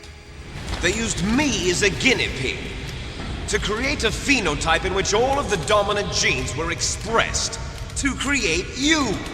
I got all of the recessive genes. You took everything from me before I was even born. Pitted against him is Solid Snake, the nurture counterpart.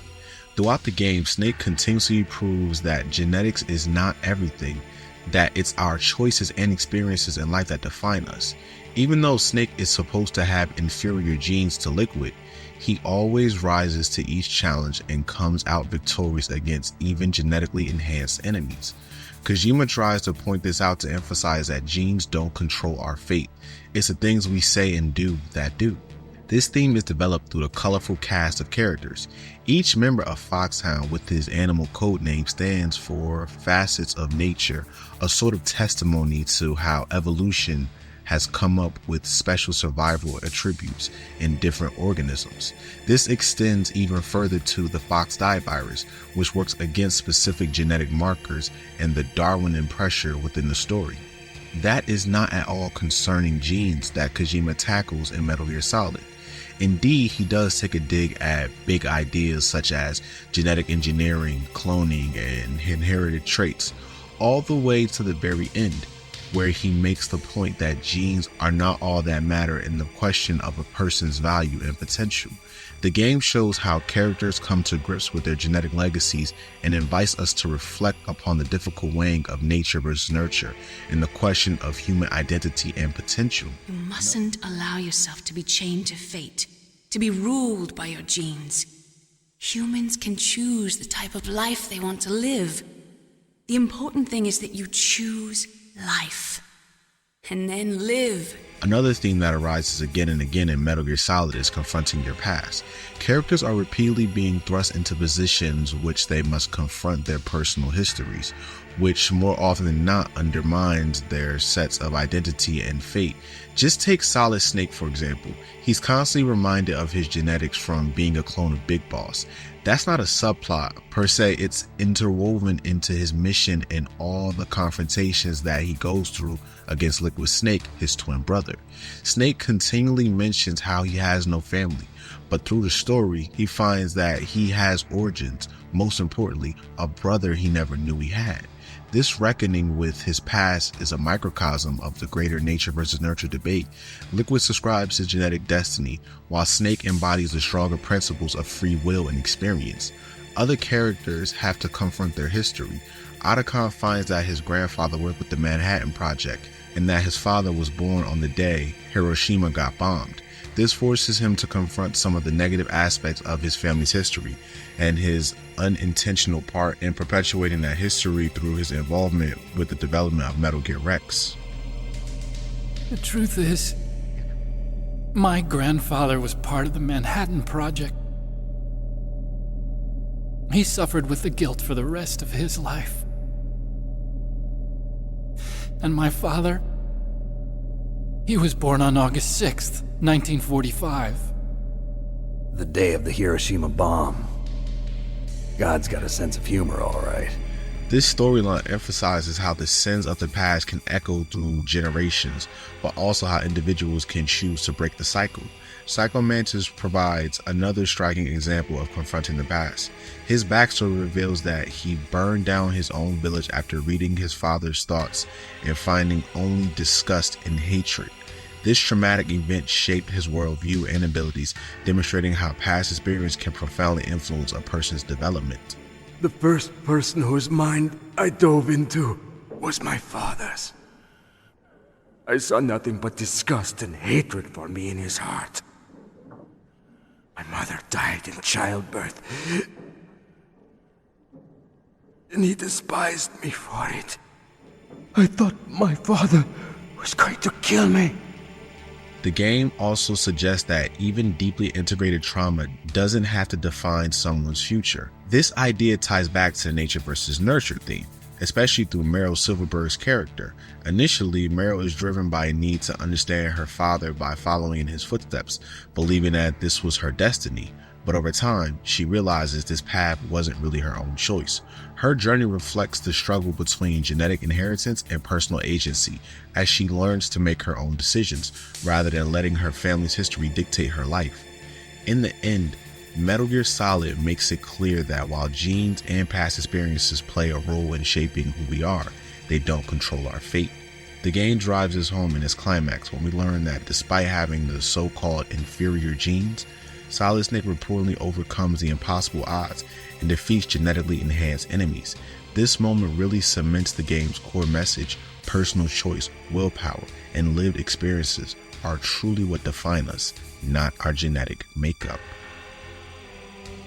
Each person is born with their fate written into their own genetic code. It's unchangeable, immutable. But that's not all there is to life. A finally realized that. I told you before the reason that I was interested in genes and DNA. Because I wanted to know who I was, where I came from. I thought that if I analyzed my DNA, I could find out who I was, who my parents were, and I thought that if I knew that, then I'd know what path I should take in life. But I was wrong. I didn't find anything. I didn't learn anything. Just like with the genome soldiers, you can input all the genetic information, but that doesn't make them into the strongest soldiers. The most we can say about DNA is that it governs a person's potential strengths, potential destiny. You mustn't allow yourself to be chained to fate, to be ruled by your genes. Humans can choose the type of life they want to live. Snake, whether or not you're in the Fox-Die program isn't important.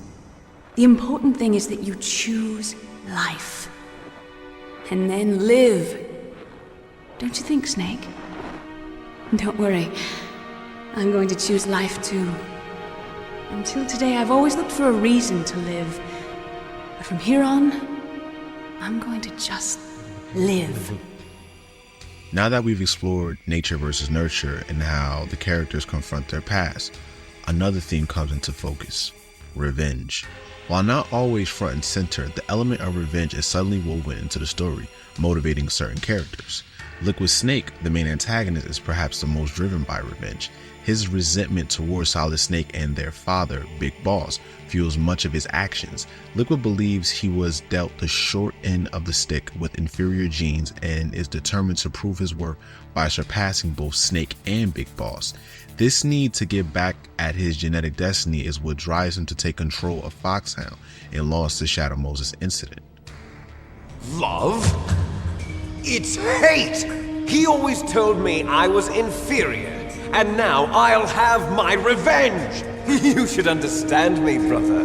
You killed our father with your own hands! You stole my chance for revenge! Revolver Ocelot, another key character, is motivated in part by a complex web of loyalties and desire for revenge. While his true allegiances are not fully revealed in this game, his actions are influenced by his connection to Big Boss and a desire to avenge his defeat. Ocelot's manipulations through the story are partially driven by his underlying motive, though it becomes more apparent in later installments in the series. Naomi Hunter's involvement in the mission is also tinged with the desire for revenge. Her adopted brother, Gray Fox, was seemingly killed by Solid Snake in a previous encounter. Naomi's development of the Fox-Die virus and her initial hostility towards Snake stemmed from her wish to avenge her brother's apparent death. This subplot also adds personal dimension to the larger conflict and illustrates how the desire for revenge can lead individuals to extreme actions. Even Solid Snake himself is not entirely free from the influence of revenge. While his primary motivations is duty and desire to prevent global catastrophe, there are hints of a personal vendetta against Big Boss, whom he had killed in a previous mission. This complex relationship between Snake and his genetic father adds depth to his character and suggests that even the hero is not immune to the pull of vengeance. Now, everyone that follows the theme of revenge has developed this element due to the cost of war. Snake embodies a personal toll of warfare. Despite his exceptional skills, Snake is portrayed as a man haunted by his past experiences. His initial reluctance to return to active duty and his cynical outlook reflect the psychological burden carried by soldiers long after their missions end. Throughout the game, Snake's interactions with other characters reveal the depth of his emotional scars, highlighting how war can leave lasting trauma, even on its most capable participants. You can see the cost of war when you hear how he speaks when he first finds out the ninja is really Gray Fox. Gray Fox! Colonel, that ninja is Gray Fox. No doubt about it. Ridiculous. You of all people should know he died in Zanzibar. No. He should have died, but he didn't. What? The members of Foxhound, the game's antagonists, serve as stark examples of how war can warp individuals. Each character's backstory reveals a person shaped and ultimately corrupted by their experiences in combat. Psycho Mantis, for instance, was driven to madness by the horrors he witnessed, while Sniper Wolf's childhood in a war-torn region led her to become a ruthless killer. These characters demonstrate how prolonged exposure to violence can fundamentally alter a person's psyche and moral compass. Metal Gear Solid also explores the broader societal cost of war through its narrative. The game's central conflict revolves around nuclear weapons, serving as a reminder of the existential threat posed by modern warfare.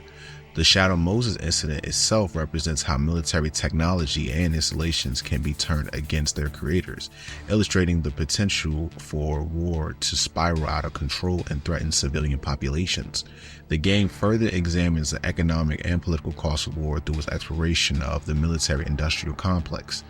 The involvement of arms manufacturers in the development of Metal Gear Rex points to the profit motives behind warfare, suggesting that economic interests can perpetuate conflicts. This aspect of the game critiques how war can be driven by factors beyond national security, leading to unnecessary suffering and loss of life. When we look at what led Snake to coming out of retirement to rescue Kenneth Baker and Donald Anderson, we uncover another major theme: corruption.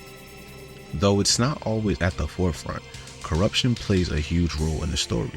At the highest level, Metal Gear Solid reveals deep corruption within the United States government and military. The entire Shadow Moses incident is part of a larger conspiracy involving high-ranking officials. The fact that the government was willing to use nuclear weapons to cover up the situation shows just how far the corruption goes, putting secrecy above the potential loss of life and environmental destruction. Jim Houseman, in particular, makes this clear when he tries to destroy Shadow Moses' island to erase any evidence that could be traced back to the government. His actions show just how far those in power are willing to go to protect their secrets. In continuing corruption, Foxhound, once an elite special forces unit, becomes a symbol of how powerful and advanced capabilities can corrupt. Under Liquid Snake's leadership, the unit turns rogue, threatening global security for personal gain and misguided ideologies. This transformation illustrates how even those entrusted with great responsibility can be swayed by ambition and resentment. Revolver Ocelot embodies personal corruption. His complex web of allegiances and betrayals throughout the game showcases how individuals can be corrupted by their own ambitions and loyalties. Ocelot's actions, including his deliberate misinformation and manipulation of both allies and enemies, highlight the insidious nature of personal corruption.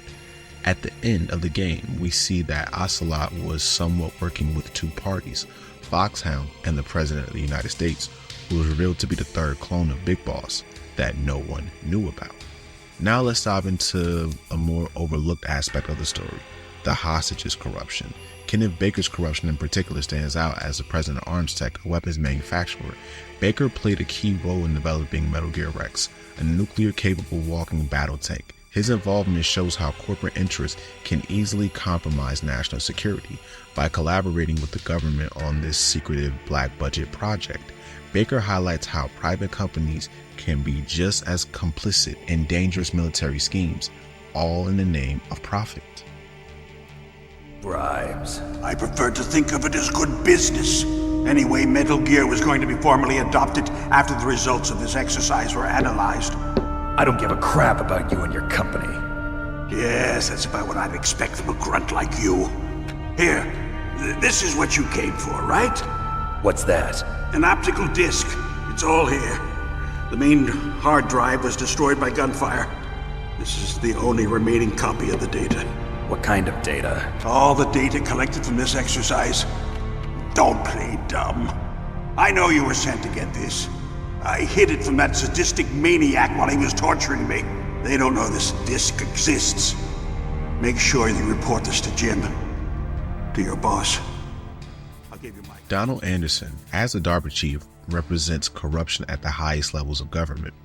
His involvement in the Metal Gear Rex project indicates a misuse of his position to further questionable military advancements. The fact that both Baker and Anderson were present at Shadow Moses to oversee the final test of Rex highlights the close and potentially unethical relationships between government agencies and arms manufacturers. Metal Gear Rex itself served as a metaphor for the corruption of technology and scientific advancement. Originally developed as a defense weapon, it becomes a tool for terrorism and potential global destruction. This transformation reflects how noble intentions and technological development can be corrupted by those seeking power or profit. By presenting these various forms of corruption, Metal Gear Solid encourages players to question the motives of those in positions of authority and to consider the ethical implications of unchecked power. The game's narrative suggests that corruption is a complex, multifaceted issue that can manifest in numerous ways, from individual actions to systemic problems with large organizations and governments. Now that we uncovered the themes, let's explore these characters and how they embody certain themes and if they play into the conversation of nature versus nurture. Let's begin with the most important character in the game, Solid Snake. It is in Metal Gear Solid that we hear Snake's real name for the first time, David, and here we find quite a comparison with the biblical story of David and Goliath. In most situations, Snake is clearly the underdog as he faces supposedly unbeatable enemies and organizations with minimal resources and support. This really crystallizes when we find out that he's the inferior clone, meaning that literally throughout the course of the game, he was considered to be the weakest link, but ultimately proves to be the strongest of all. Snake was more or less a placeholder for the player in my retrospective on Metal Gear and Metal Gear 2. In Metal Gear Solid, however, he's given much more depth. Such, for example, is Snake dealing with PTSD, subtly wrapped into the game, reluctance to come out of retirement, his cynical attitude, shows the mental weight of his past missions. The most striking flashbacks and nightmares, especially those that are closely connected with his fight against Big Boss in Zanzibar Land, expose deeply the imprint of trauma in his brain. These details humanize Snake, showing that even a legendary soldier isn't immune to the psychological toll of war. Throughout the incident at Shadow Moses, Snake constantly has his identity and persona questioned. The questioning identity of who he is and where he fits into the world is constantly prodding him. By such characters such as Naomi Hunter and Gray Fox, this could also be coupled with the nature versus nurture debate that is highly evident in the game. Experiences and actions define us rather than genetics. The story of Snake in Metal Gear Solid pretty much stands as proof of nurture over nature. Engineered to be the perfect soldier, Snake still showed compassion, made ethical decisions, and was able to form a real human bond. His development from an unwilling operative to a dedicated hero serves as reinforcement that a person can overcome genetics and destiny through choice and life experience. I found this. Let's keep it as a reminder. Of what? A reminder of a successful mission? Or the first time we met? A reminder of how to live. Huh? Until today, I've lived only for myself. Survival has been the only thing I cared about in my life. That's not just you. That's how everyone is. I only felt truly alive when I was staring death in the face. I don't know. Maybe it's written into my genes. What about now? What do your genes say about your future now? Maybe it's time I live for someone else. Someone else? Yeah. Someone like you. Maybe that's the real way to live.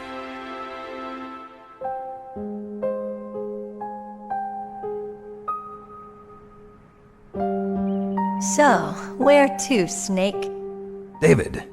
My name's David. Okay. So where to, Dave? I think it's time we look for a new path in life. A new path? A new purpose.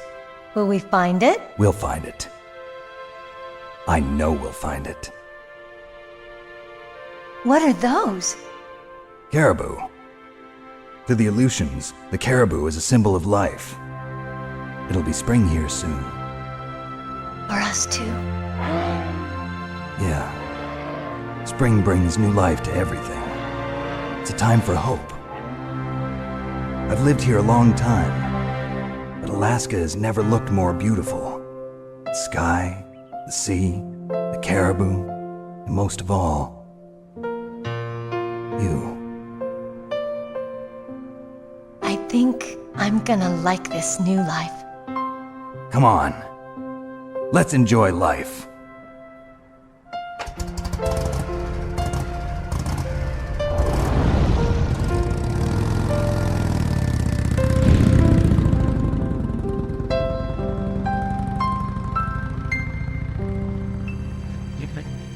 Now let's get to Roy Campbell. He made his first appearance in Metal Gear 2 Solid Snake, but it's in Metal Gear Solid that Campbell gets a major character upgrade. If you watch my retrospective from Metal Gear 2, you might recall that Campbell's codename was initially Chicken Fox, but this game retconned it such that Gray Fox would be the only character to bear the Fox codename. The character Campbell, throughout the development of Metal Gear Solid, had to do with a person who considered his duty, strategy skillfully contrived, and some personal secrets making his mission role problematic. With his past as the commander of Foxhound, Campbell brings quite a wealth of experience and tactical knowledge to the operation in Shadow Moses. His leadership is cool, calm, and collected, as he always delivers forth and clear, concise information to Snake. Beneath that professional exterior, however, a man was reeling from the consequences of his past decisions. The greatest stuff regarding Campbell's character development involves his relationship with Meryl Silverberg. First, Meryl is introduced to us as his niece, thus attaching Campbell to the mission at hand. However, as events in the game unfold, we find Campbell growing increasingly erratic and secretive, keeping most of the important information away from Snake. It's during this branching ending that his inner conflict reaches a full-on boil, revealing that Meryl isn't actually his niece, she is his daughter, through an affair he had with his brother's wife. This revelation now puts Campbell between a rock and a hard place. He faces the weight of what has been done and the lies kept to shelter himself and Meryl. That it shows personal sacrifices made in the name of duty and family, and the heavy burden of carrying those secrets. In Snake, this is his inner conflict to balance himself as a military leader with the personal consequences of his decisions and choices. His struggle to reconcile the leader and father role adds a deeply human element to the game, serving to remind us that the most powerful men are never immune to the complexities of personal relationships and regrets. Colonel, about Meryl. I already know. Colonel? Meryl was my daughter. What? I didn't find out until recently. I got a letter from her mother, my dead brother's wife. I was going to tell her after this operation was over. Colonel, It's okay, Snake. Thanks anyway. Snake, I'm sorry. I kept a lot of things from you. It's okay, Colonel. Snake, I'm not a colonel. Oh, that's right. Now, one character that really brings home a sense of comfort is Mei Ling. She is a young and brilliant Chinese-American data analyst who plays a crucial support role in this entry. As the inventor of both the codec communication system and the Soliton radar, she demonstrates exceptional technical prowess despite her youth. She serves as a source of wisdom, comfort, and moral support for Solid Snake through his mission. One of Mei Ling's most distinctive traits is her use of Chinese proverbs and Western quotes to provide guidance and encouragement to Snake. This aspect of her character not only adds depth to her role, but also serves as a way for her to connect with Snake on a more personal level. As she shares these pearls of wisdom, her tone often softens, and she begins to show more of her personality, gradually opening up to Snake. As the story unfolds, Mei Ling's character becomes more than just a support technician. She evolves into a confidant for Snake, someone he can rely on for both practical assistance and moral support.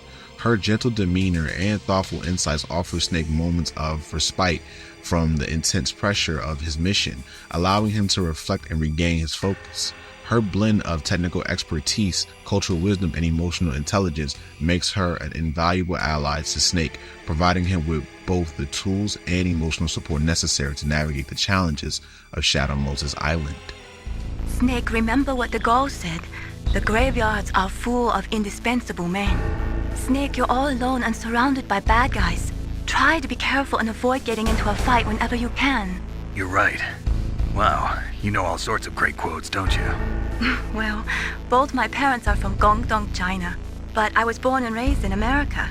I've always liked reading literature from both sides. Kinda keeps me in touch. I'll share some more quotes with you if you like. I'm looking forward to it. But to tell you the truth, I'd like to learn more about you. Well, I'll think about it. Now, on to the lady who thickens the plot, Dr. Naomi Hunter, the chief medical officer for Foxhound. Naomi initially seems professional and somewhat detached, supporting Snake's mission from behind the scenes. As the game progresses, her character will reveal deeper layers of emotion and motivation. Until the end, Naomi's only interacted with Snake in a strictly professional manner, providing medical advice and giving him information on the members of Foxhound. As time progresses, Naomi eventually becomes more personally interested in Snake, lending support and giving even philosophical reflections. In moments, she even comes off sarcastic, such as when Snake tries to save Meryl, showing a personality much different from the calm exterior Naomi originally presented. This helps to provide a gradual sense of human contact and comfort for Snake in an otherwise isolated and perilous mission. Naomi also ties into the overall game theme of nature versus nurture. Being Gray Fox's adoptive sister, Naomi is fighting the issue of familiar bonds not determined by blood. Genetics as a discipline would probably reflect her need to understand herself and DNA's role in modding an individual's destiny. It echoes the bigger ideas in the game, as Naomi herself is battling with whether people act from a genetic standpoint or throughout their free will and experiences. What really adds complexity to Naomi's character is her secret plot for revenge against Snake. Convinced that Snake almost killed her brother, she rearranges the Foxeye virus to target him too.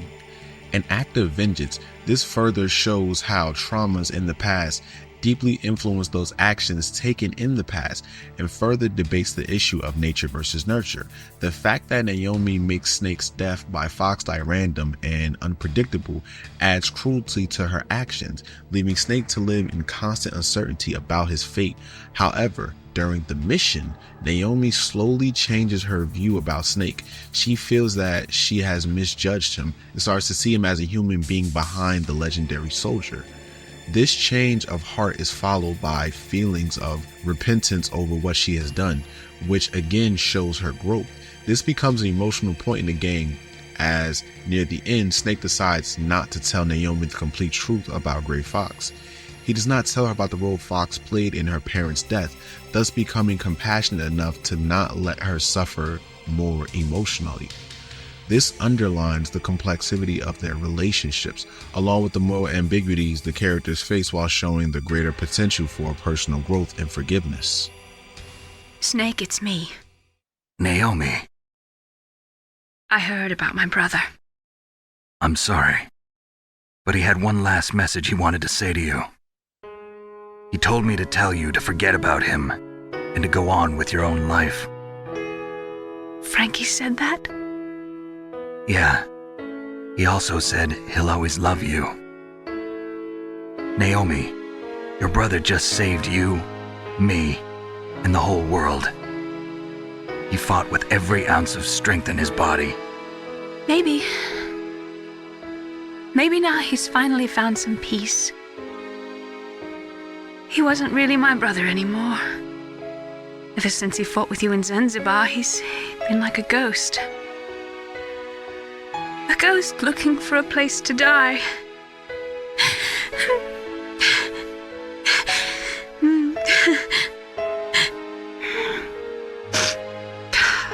Naomi, Liquid died from Foxdie too. What about me? When am I gonna go? That's up to you. What do you mean? Everybody dies when their time's up. Yeah, so when's mine up? It's up to you how you use the time left to you. Live, Snake. That's all I can say to you. Now let's talk about Meryl Silverberg. If you happen to catch my Police Knots retrospective, that name should sound rather familiar, and it very much would be. Kojima reused the name and plot Meryl into Metal Gear Solid. There's even a pretty significant callback to Police Knots in the true canonical ending of Metal Gear Solid, in which Snake reveals his actual name to be David. Meryl was in love with a Police Knot character named Dave, who died due to an injury. This is the point where Kojima can reawaken that emotion. We have now introduced Meryl's behind the scenes, and now we can introduce her character. Initially appealing tough and strong-headed, as the game unfolds, a vulnerable and resolute attitude behind the mask of independence gradually unravels. Her early interactions with Solid Snake are shown with both admiration towards his status as a legend and a drive to prove her own capabilities. This drive is rooted in her family background in the military and her desire to be like her father, whom she believed died in combat. As the story progresses, it is revealed that Meryl, a tough exterior, begins opening up to Snake. Their shared experiences and the very extreme circumstances of the mission forge a bond between them. Meryl starts to confide in Snake's insecurities and personal motivations behind her career choice. This makes Snake finally get a sense of humanity and finally get connected in the dangerous mission he has been put in. Meryl's character arc in Metal Gear Solid describes the transition of a naive recruit into a more self-conscious individual. Her story is not one of being worthy to be a soldier, but also of questioning motives and desires. Put through life and death situations, moral dilemmas, and other challenges, Meryl is obliged to reconsider her perception of a soldier and her independence of life. So Snake, how are the negotiations going? No progress. So it's all up to you, huh? Somebody's got to stop them from launching a nuclear missile. There are two ways. Either we destroy Metal Gear or... we override the detonation code. You got the card keys from Baker? Card keys? You mean this? Where are the others? There should be 3 keys. This is all I've got. Where could the other 2 be? I have no idea, but they must be somewhere. If we can't find them, we'll have no choice but to destroy Metal Gear. Metal Gear is in an underground maintenance base to the north. Take me too. I know this place better than you do. You'll just slow me down. You don't have enough battle experience. I won't slow you down, I promise. And what if you do? Then you can shoot me. I don't like to waste bullets. Got it. I'll be careful. You know, I don't use makeup the way other women do. I hardly ever look at myself in the mirror. I've always despised that kind of woman. I always dreamed of becoming a soldier. But I was wrong. It wasn't really my dream. My father, he was killed in action when I was younger. You wanted to follow in your father's footsteps? Not really. I thought that if I became a soldier, I could understand him better. So are you a soldier yet? I thought I was until today, but now I understand. The truth is, I was just afraid of looking at myself, afraid of having to make my own decisions in life. But I'm not gonna lie to myself anymore. It's time I took a long, hard look at myself. I want to know who I am, what I'm capable of. I want to know why I've lived the way I've lived until now. I want to know. Take a good look. You won't get another chance for a while. You should wash your face, too, while you're at it. Yeah. This isn't a training exercise. Our lives are riding on this. There are no heroes or heroines. If you lose, you're worm food. Yeah. Is that FAMAS functional? Unfortunately, it's out of ammo. Where'd you get that Desert Eagle? I found it in the armory. It's a .50 caliber Action Express. There was a SOCOM pistol too, but I chose this. Huh, so I got a leftover, huh? Isn't that gun a little big for a girl? Don't worry, I can handle it. Come on, use my .45. Listen, I've used a gun like this since I was 8 years old. I'm more comfortable with it than I am with a bra.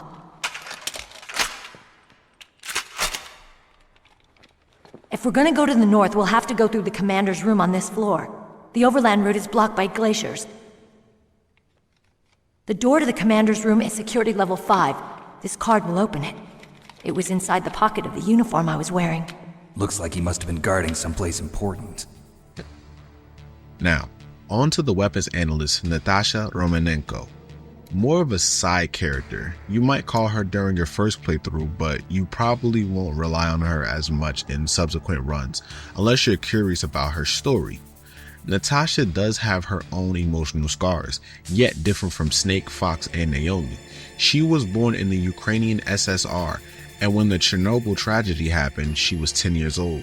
Evidently, this traumatic event from her childhood mostly defined her career and attitude toward nuclear weapons. Having faced the devastating consequences of nuclear technology firsthand, there is an almost personal weight into her insights, carrying emotion with it rather than just technical knowledge.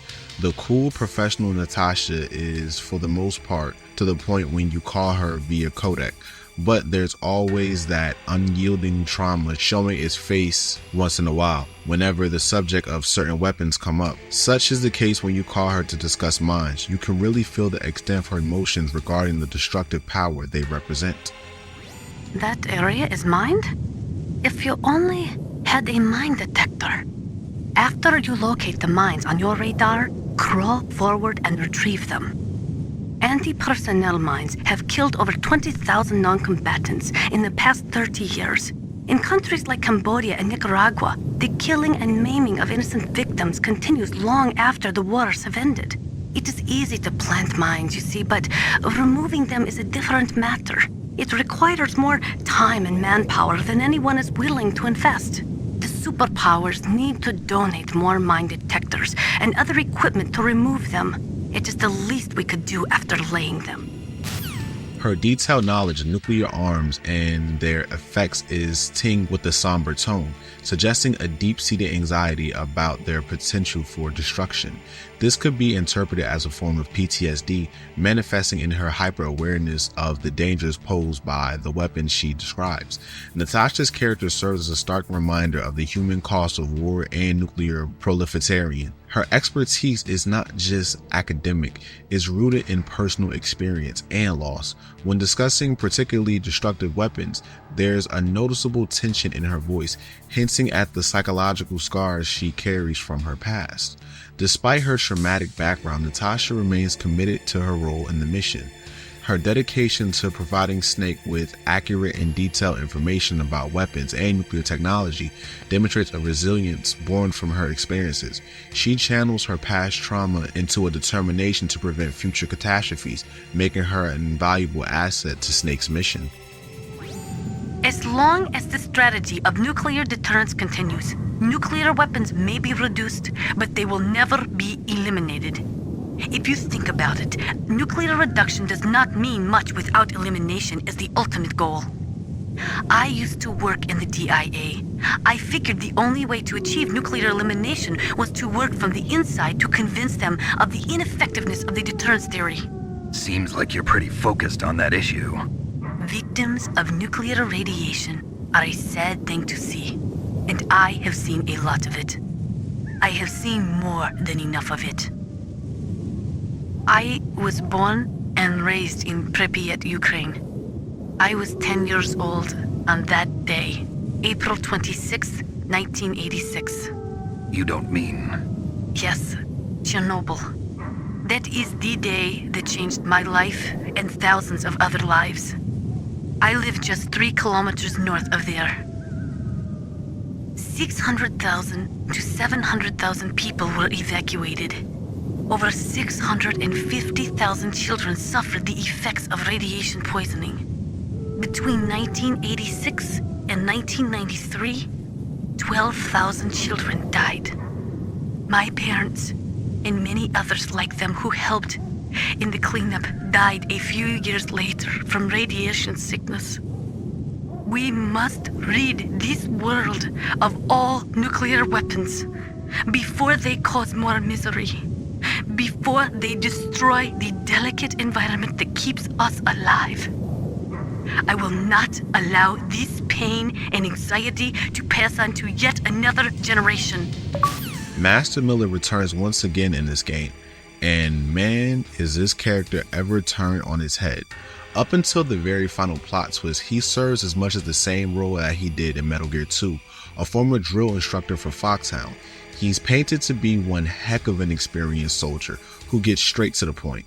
During the game, he offers Snake advice about tactics and information on weapons and survival tricks and the enemy.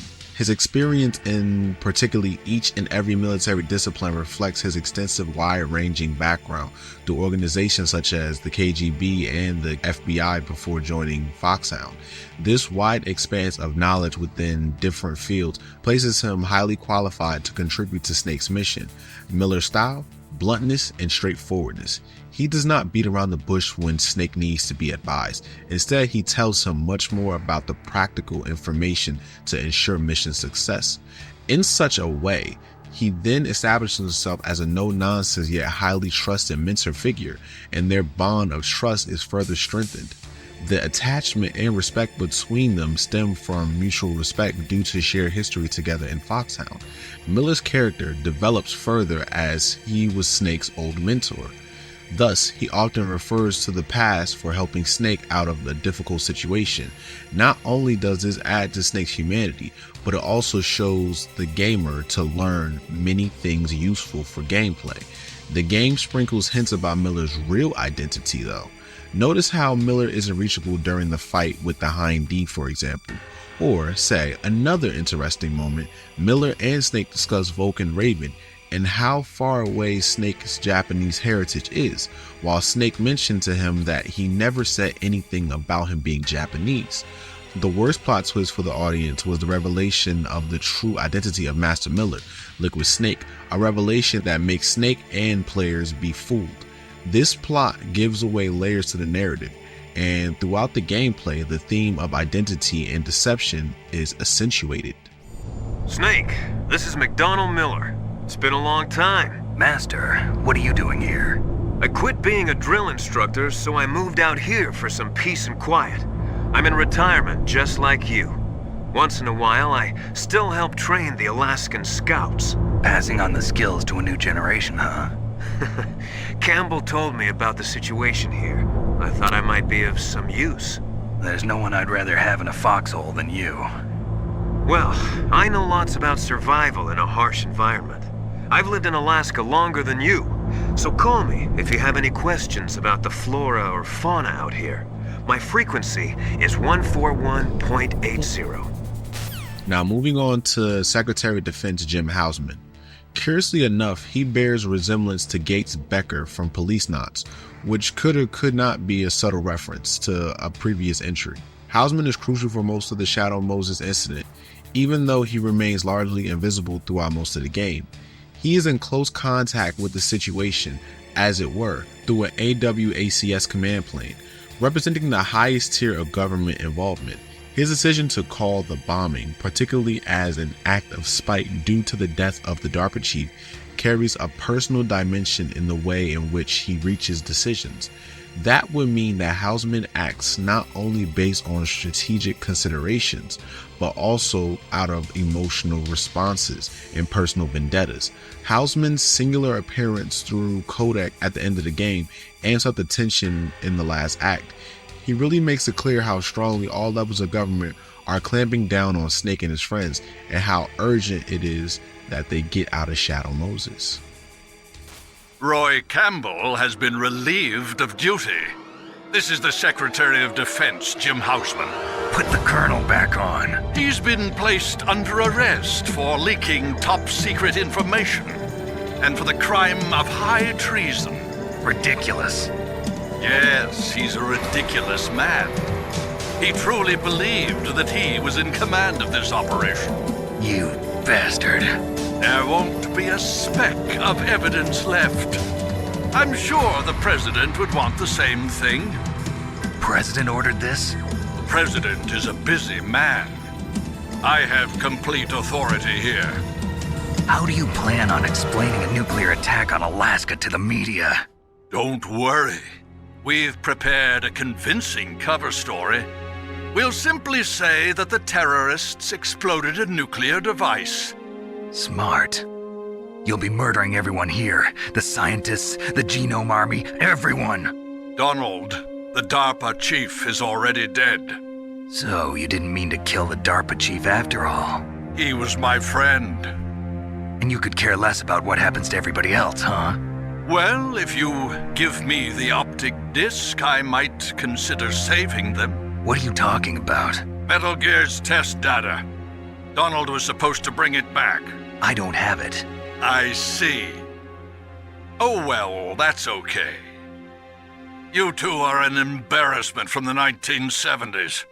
Our country's dirty little secret.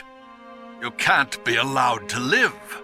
Well, the bombs will be dropping soon, and you two have a lot of catching up to do. Farewell. Now, speaking of the hostages, the first will be Donald Anderson, the chief of DARPA. His character is used to help catalyze the plot of the game and the layers of corruption within the United States government and military-industrial complex. Being one of the hostages that Foxhound has taken hostage on Shadow Moses Island, Anderson was initially portrayed as a main character that Solid Snake needed to save.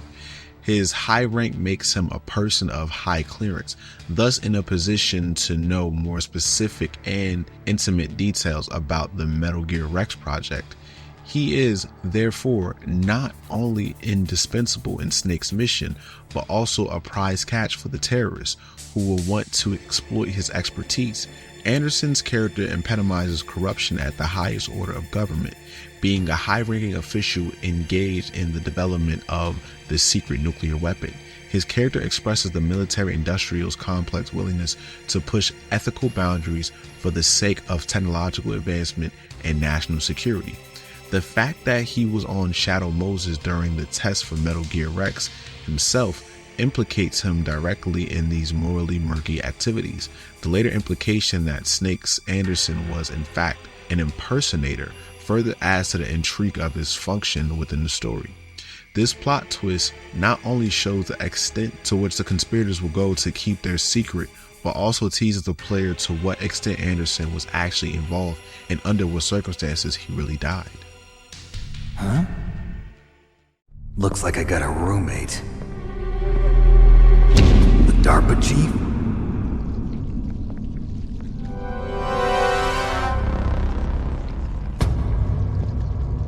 Whew. What a stench. Kenneth Baker is the president of ArmsTech, and he plays a very important role in this game despite being on the screen for less than 5 minutes. As the head of ArmsTech, he is directly accountable for the development of Metal Gear Rex, a fully secret nuclear-capable weapon. The presence of Baker on Shadow Moses Island during Rex's final testing phase underlines some pretty unethical series of relations between private arms manufacturers and government military projects. It acts as a connection to critique the military-industrial complex, a recurring theme throughout the Metal Gear series. Events take an interesting turn when Baker dies suddenly of an apparent heart attack, just like the DARPA chief had died earlier. This sudden death adds a bit of intrigue to the tale and hints at the unseen threat from the Foxdie virus. This now acts as a plot device to enhance the mystery surrounding everything occurring on Shadow Moses Island. Baker's involvement with the Metal Gear Rex project and being present to see its testing further drives home the corruption within a military-industrial complex that prevails in this game. He is the corporate side of this relationship, willing to develop dangerous weapons technology for the sake of profit and power. His character adds to the overall critique of unchecked military advancement and blurred the lines between private interests and national security. You know him? You should ask Dr. Naomi Hunter from Foxhound. She knows better than I. Naomi? You've got to stop them. If it goes public, my company and I are finished. What? Doesn't Metal Gear use currently existing technology? Metal Gear itself does, but... What did you do to me? Oh, no! Oh, no, it can't be! Those Pentagon bastards! So, they actually went and did it! What are you talking about? They're just using you for...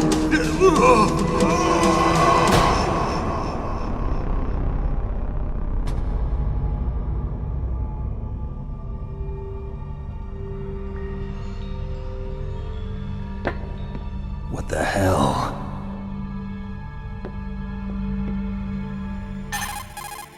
Now we move on to Dr. Hal Emmerich, affectionately known as Otacon. Behind the scenes, Otacon is Hideo Kojima's favorite character in the game, primarily because he identifies as an otaku, which translates to geek in Japanese. Notably, his first and last name carries interesting meanings. His first name, Hal, pays homage to the HAL 9000, the artificial intelligence and main antagonist from one of Kojima's favorite films, 2001: A Space Odyssey. This connection is humorously referenced in an alternate ending where Snake reveals his name is David, leading to a shared laugh about Hal and Dave. Otacon's last name, Emmerich, is a nod to filmmaker Roland Emmerich, another one of Kojima's favorites. As the lead engineer behind Metal Gear Rex, Otacon starts as a naive and idealistic scientist, believing he was working on a defensive weapons system. However, when Solid Snake informs him of Rex's true nature as a nuclear-capable walking battle tank, Otacon is forced to confront the grim reality of his work. This revelation devastates him, as he learns he has unwittingly contributed to a dark legacy. His grandfather worked on the Manhattan Project, and his father was born on the day of the Hiroshima bombing, compounding his guilt.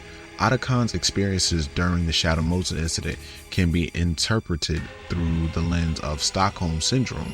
Despite being held captive by Foxhound terrorists, he develops a strong emotional attachment to Sniper Wolf, one of the enemy operatives.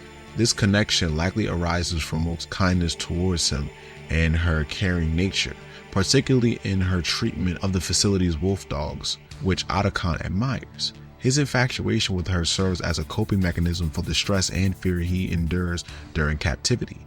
Throughout the game, Otacon grapples with his misguided contributions to Rex, his family's troubled history, and his feelings for Sniper Wolf. When Snake is forced to kill Wolf, Otacon must confront the painful reality of the situation and relinquish his idealized perception of her. This moment marks a significant turning point, compelling him to face the harsh truths of a world from which he had previously shielded himself. As the narrative unfolds, Otacon begins to find his courage and purpose. He assists Snake by leveraging his technical expertise and knowledge of the facility, providing crucial support through stealth camouflage technology. This transition from passive, frightened hostage to an active participant in thwarting the terrorist plot signals the beginning of Otacon's transformation. Snake, it's me. Otacon, good news. Meryl's okay. All right. You saved her, man. Good job. I got some bad news, too. We're about to be bombed. Oh, boy. I guess we're considered expendable. Is there a way out of here? A way out? Yeah. You can take the loading tunnel to the surface. There's a parking garage right next to you. The tunnel leads from there to the surface. The door in front? No. It's a small entrance to the west of that door. How about the security? I just unlocked it. Who do you think you're talking to? I'll take care of security along your escape route, too. What are you going to do? Me? I'll stay here. Are you crazy? I need a little more time to take care of your escape route. But unlocking the security doors is difficult work. Only I can do it. Otacon. Don't worry. I'm staying here. It's my own decision. Otacon, this is a hardened shelter, but they're going to use a surface-piercing nuclear bomb. It won't hold. I'm through regretting the past. Life isn't all about loss, you know. Snake, I'm a complete person now. I've found a reason to live. Good. Don't die on me. Same to you. Take care of Meryl, okay? I will. Okay, I gotta go. I promise I'll do something about your escape route. Thanks. Thanks? Well, that sounds nice. I believe in you. Thanks, Snake. Now, on to Foxhound. First, we have Decoy Octopus. The master of disguise, Decoy Octopus has this very special ability. He can change his appearance and voice to completely mimic those of people he's impersonating, and even goes to such extreme as to include others' blood in his body. His regular appearance is without ears and a flat nose, furthering his nature as a blank slate. He can be anybody. According to Revolver Ocelot, Octopus is one of the older members under Liquid Snake's command of Foxhound. His face without any distinguishing mark and nothing to really recount about his person underlines his status as a chameleon-like figure. In the game, Decoy Octopus impersonates the DARPA chief Donald Anderson and informs Solid Snake with the wrong information, dying from the Foxdie virus. Adding the touch of deceit to the otherwise clear plot made it multi-layered, with focus on the themes of betrayal and hidden truths permeating throughout the mass. His appearances physically are limited, yet Decoy Octopus works to reinforce mystery surrounding the Shadow Moses incident, further developing the research of identity and deceit throughout the game. Now, on to the gunslinger, Revolver Ocelot. His character design is heavily influenced by Western film actor Lee Van Cleef, embodying the archetypical gunslinger.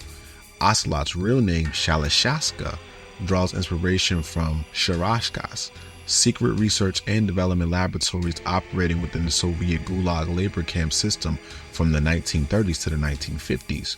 This adds to the mysteriousness of the character.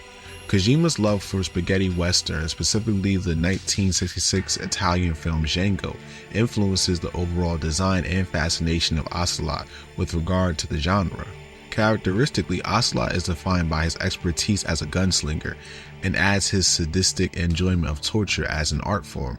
He is shown to be very cruel in nature, not only towards Solid Snake, but even in the way he treated the DARPA chief.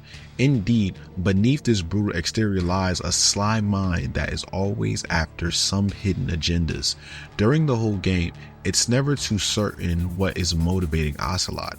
It makes his character very mysterious through his actions often seen in favor of the terrorist cause. At certain moments, his loyalty could be seriously questioned. This relates to the general theme of game deceit and keeps players puzzling over his true allegiances. By far, the most significant contribution Ocelot makes to the storyline is during the major plot twist at the end of the story. In the post-credits scene, he shows up on the phone and is revealed to be a double agent for the President of the United States. It also settles that the President is in fact the superior clone and Snake is the inferior clone. This not only recontextualizes Ocelot's actions throughout the game, but exposes the layers of deception extending further than the surface level conflict on Shadow Moses Island. We live in a sad age. Imperialism, totalitarianism, perestroika. 20th century Russia has had its share of problems, but at least they had an ideology. Russia today has nothing. They're struggling between freedom and order, and with that struggle, a new spirit of nationalism has been born. The boss has a close friend high up in the Russian government. He's currently the head of Spetsnaz. He's agreed to purchase this new nuclear weapons system. The Hind was just a down payment. So you're in this for money? I don't need money. I want Russia to be reborn, to lead a brave new world order. Now, finally, to the real hero of Metal Gear Solid, Gray Fox. An original character in the first two entries, Fox's character arc is full circle in this game. In the first entry, Snake had to save him, while in the second, Fox often aided Snake as a means of paying his debt. We see a few echoes of their past in this game. Fox calls Snake to offer to guide him and refers to him as his #1 fan. One of my favorite callbacks is when Snake finds himself trapped in the cell. Rather than struggling to escape like in the first game, Gray Fox breaks Snake out, mirroring the moment when Snake freed Fox in the first entry.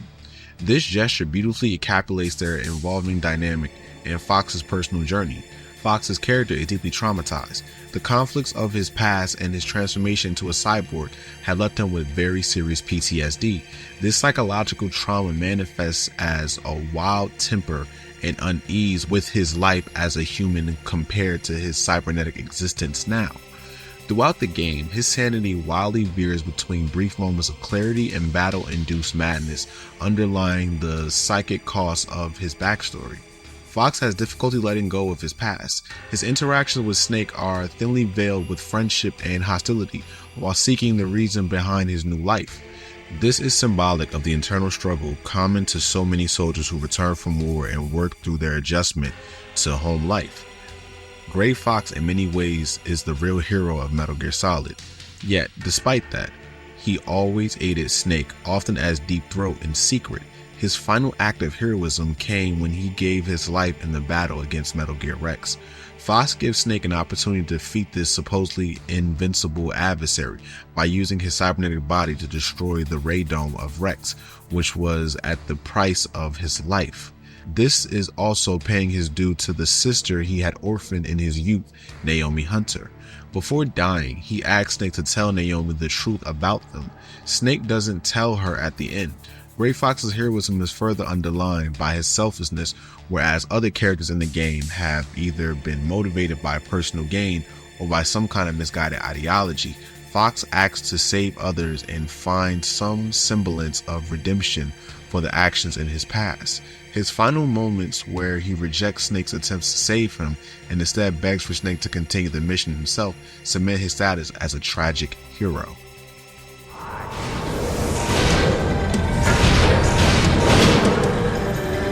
Hurry! Get away! Gray Fox! A name from long ago. It sounds better than Deep Throat. So it is you. You look terrible, Snake. You haven't aged well. I'll send you back to hell!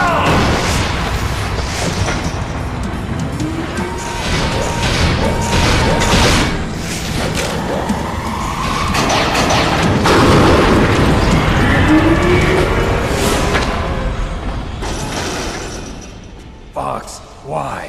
What do you want from me? I am a prisoner of death. Only you can free me. Fox, stay out of this.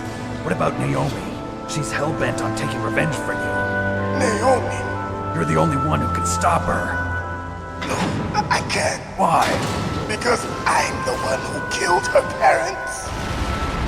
I was young then, and couldn't bring myself to kill her too. I felt so bad that I decided to take her with me. I raised her like she was my own blood to soothe my guilty conscience. Even now, she thinks of me as her brother. Fox. From the outside, we might have seemed like a happy brother and sister, but every time I looked at her, I saw her parents' eyes staring back at me. Tell her for me. Tell her that I was the one who did it. There you are! We're just about out of time. Here's a final present from Deep Throat. I'll stop it from moving! Fox!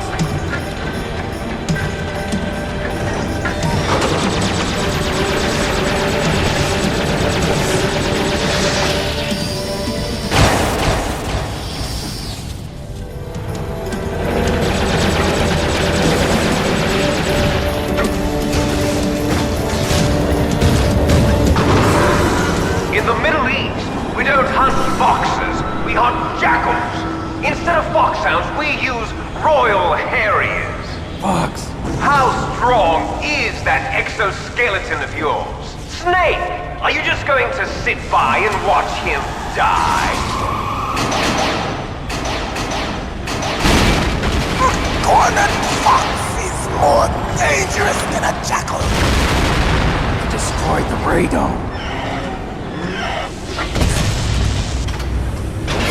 Impressive!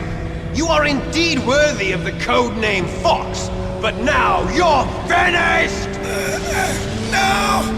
Fire the stinger! Fox! Can you really shoot? You'll kill him too! Now let's talk about Foxhound's psychic, Psycho Mantis, whose past and exceptional abilities made him one of the most memorable antagonists in Metal Gear Solid. Born with extremely powerful psychic powers, Mantis' childhood was nothing short of traumatic. Having accidentally read his father's mind, he found out that his father detested him because he was the cause of his mother's death during childbirth. That terrifying revelation certainly fueled Mantis to burn down his village and kill his father. Setting the stage for a life filled with violence and emotional pain, These early experiences likely contributed to the severe post-traumatic stress disorder that then manifests in his misanthropic worldview and his inability to form healthy connections with others. Mantis suffering from PTSD as can be judged by his erratic behavior and obsession with death and destruction. His past traumas has filled him with deep-seated hate for the whole humanity, proclaiming that he will kill as many people as possible. This can be interpreted as a callow attempt to exercise control over his surroundings by making others suffer as a means of dealing with his own pain. Of course, Mantis harbors a lot of violence in himself, and there is some inclination of him trying to break free from painful shackles, but rather more in a clumsy way. His alliance with Foxhound and events involved in the Shadow Moses incident can be well viewed as an attempt at constructing a new life or even identity. His ways of coming out of trauma still remain harmful, healing the pain by channeling it to further destruction. While the psychic abilities of Mantis are indeed impressive, they also serve to remind him of his traumatic history. His mind-reading powers consequently show him the darkest thoughts of people around him, which further fortifies his dim view of humanity and properly exacerbates his symptoms of PTSD. The gas mask he wears over his face also serves as a physical barrier between him and the world, symbolizing his emotional isolation. The world is a more interesting place with people like you in it. I never agreed with the boss's revolution. His dreams of world conquest do not interest me. I just wanted an excuse to kill as many people as I could. You monster. Let him talk. He doesn't have much time left. I've seen through evil. You, Snake, you're just like the boss. No, you're worse. Compared to you, I'm not so bad. I read her mind as well. Meryl's? I saw you there. You have a large place in her heart. A large place? Yes, a large place. But I do not know if your futures lie together. I have a last request. What is it? My mask. Put it back on. Okay. Like this, other people's thoughts force their way into my mind. Before I die, I want to be by myself. I want to be left alone in my own world.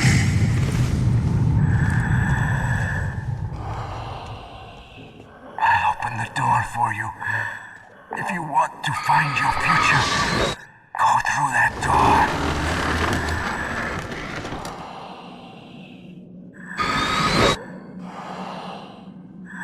This is the first time I've ever used my power to help someone. It's strange. It feels kind of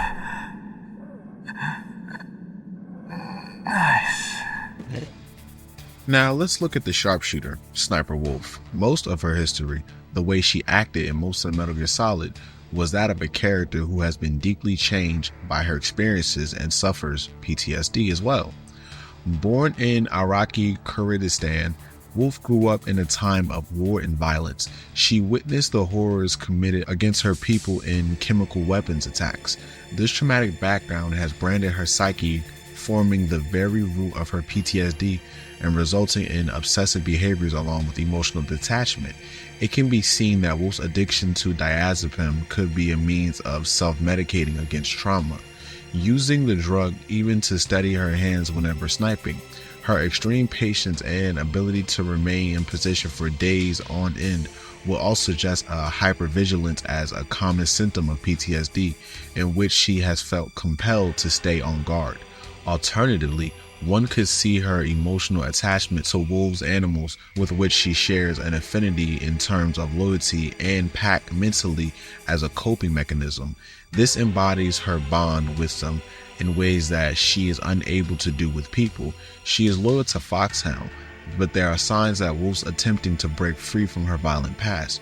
Her love for wolves on Shadow Moses Island and her growing friendship with Otacon note a need for companionship, for a life apart from battle.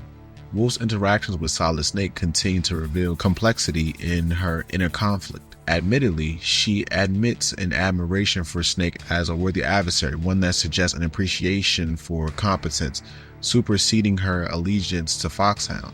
This admiration could point to the subconscious need for finding something much greater than the trauma she has been through, and even her current existence as a sniper.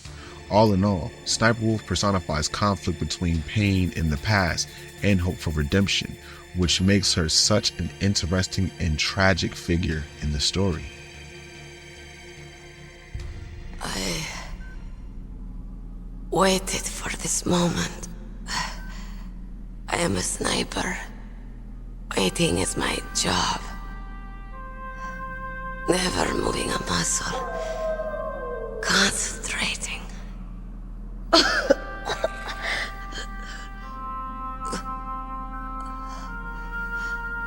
I am Longshot. You cannot save me. Please. Just finish me quick. I am a Kurd. I have always dreamed of a peaceful place like this. A Kurd? So that's why you're called Wolf. I was born on the battlefield. Raised on the battlefield. Gunfire, sirens, and screams. They were my lullabies. Hunted like dogs, day after day.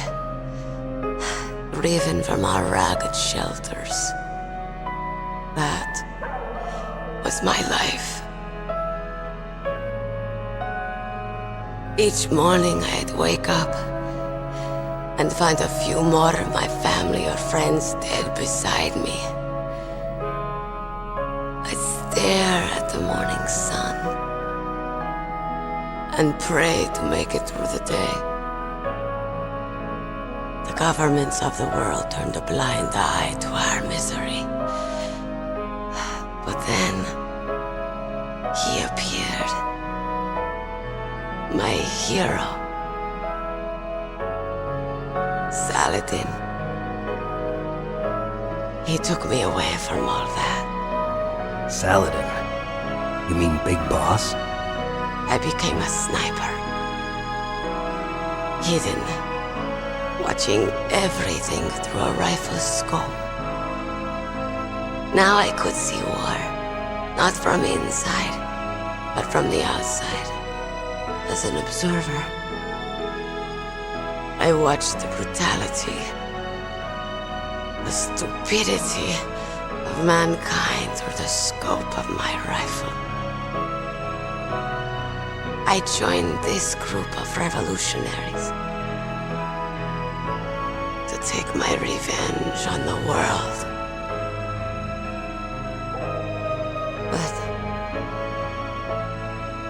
I have shamed myself and my people. I am no longer the wolf I was born to be. In the name of vengeance, I sold my body and my soul. Now I am nothing more than a dog. Wolves are noble animals. They're not like dogs. In Yupik, the word for wolf is Keglenek, and the Aleuts revere them as honorable cousins. They call mercenaries like us dogs of war. It's true, we're all for sale at some price or another, but you're different. Untamed, solitary. You're no dog. You're a wolf. Who are you? Are you Saladin? Wolf, you spared Meryl's life. She was never my real target. I don't kill for sport. Rest easy. You'll die as the proud wolf you are. I finally understand. I wasn't waiting to kill people. I was waiting for someone to kill me. A man like you. You're a hero. Please, set me free. Now let's turn our attention to Vulcan Raven, a character deeply rooted in his heritage as the son of an Alaskan Indian and Inuit parents. Raven's large raven birthmark across his forehead symbolizes his connection to shaman traditions and spiritual power, giving him a unique perspective among members of Foxhound. This blend of modern military tactics with ancient wisdom and intuition sets him apart in the narrative. Physically, Raven possesses extraordinary abilities, allowing him to wield an M61 Vulcan cannon, a weapon typically mounted on aircrafts as a personal firearm. This feat not only showcases his raw power, but also highlights his unconventional approach to combat, making him a particularly formidable opponent. Throughout the game, Raven exhibits a keen insight into the nature conflict of the hidden truths surrounding the Shadow Moses incident. His shaman abilities enable him to perceive aspects of Snake's nature that others cannot, including his hints about Snake's true heritage. This mystical insight adds an element of mystery to his character and foreshadows large revelations in the plot. Raven's loyalty to Foxhound and his involvement in the terrorist takeover of Shadow Moses Island reveal a complex character motivated by more than mere military objectives. Like his fellow Foxhound members, he appears driven by a desire to reshape the world order and challenge the diminishing role of soldiers in modern warfare. In his encounters with Snake, Raven proves to be a formidable adversary, first commanding an M1 Abrams tank and later engaging Snake in a one-on-one confrontation within a freezing warehouse. These battles highlight not only his physical prowess, but also his tactical acumen and adaptability in various combat scenarios. Despite his role as antagonist, Raven demonstrates a sense of honor and respect for worthy opponents. This is particularly evident in his final moments when he chooses to share crucial information with Snake about the true identity of the DARPA chief, revealing a complex moral code that transcends simplistic notions of allegiance. But why go to so much trouble? Why impersonate the chief? That is the end of my hint. You must solve the rest of the riddle yourself. Snake, in the natural world, there's no such thing as boundless slaughter. There's always an end to it. But you are different. What are you trying to say?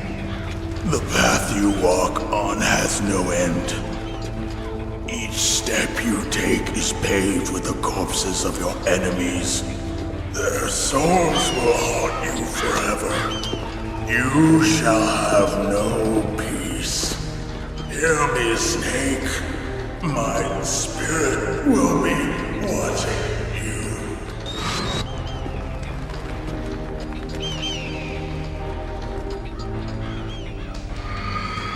We turn our focus to the squad leader known as Liquid Snake, whose character was carved by an intense obsession with genetics and unrelenting quest for revenge.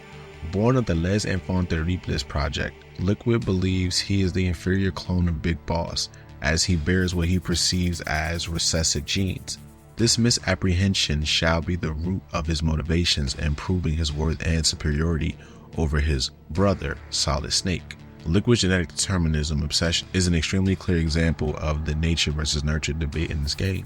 He fully represents an inherent struggle between innate abilities and environment of choice. On one level, Liquid seeks vengeance against Solid Snake because he believes that he received the superior genes, and also because he denies Liquid the opportunity to confront Big Boss himself. In a broader perspective, his actions are to create revenge on the world that kept him distinct through judgments based on genetic composition. Although he perceived himself to be genetically inferior, Liquid proved to be thoroughly competent and a skilled leader throughout the course of the game.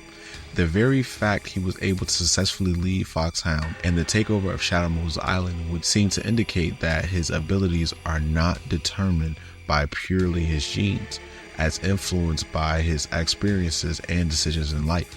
This dynamic serves to reinforce one of the key themes present within the work, that individual merit and determination can transcend genetic destiny.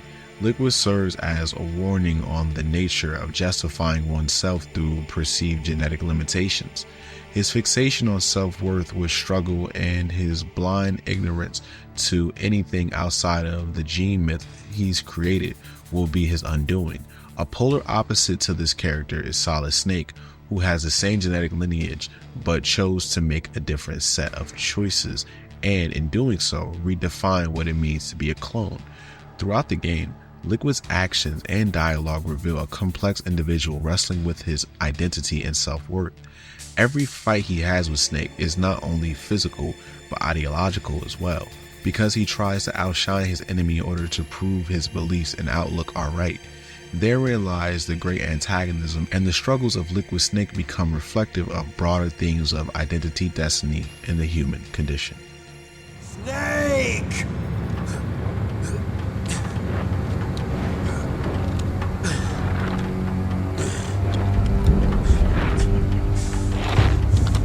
Snake!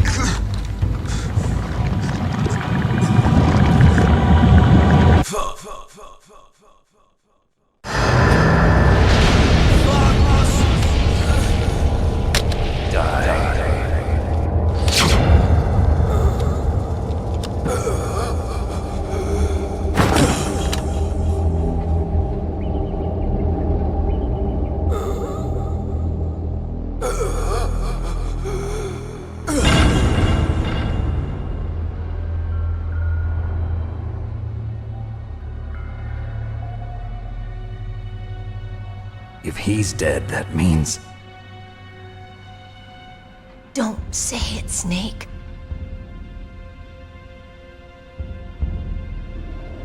What happened to the air raid? No stealth bombers in sight.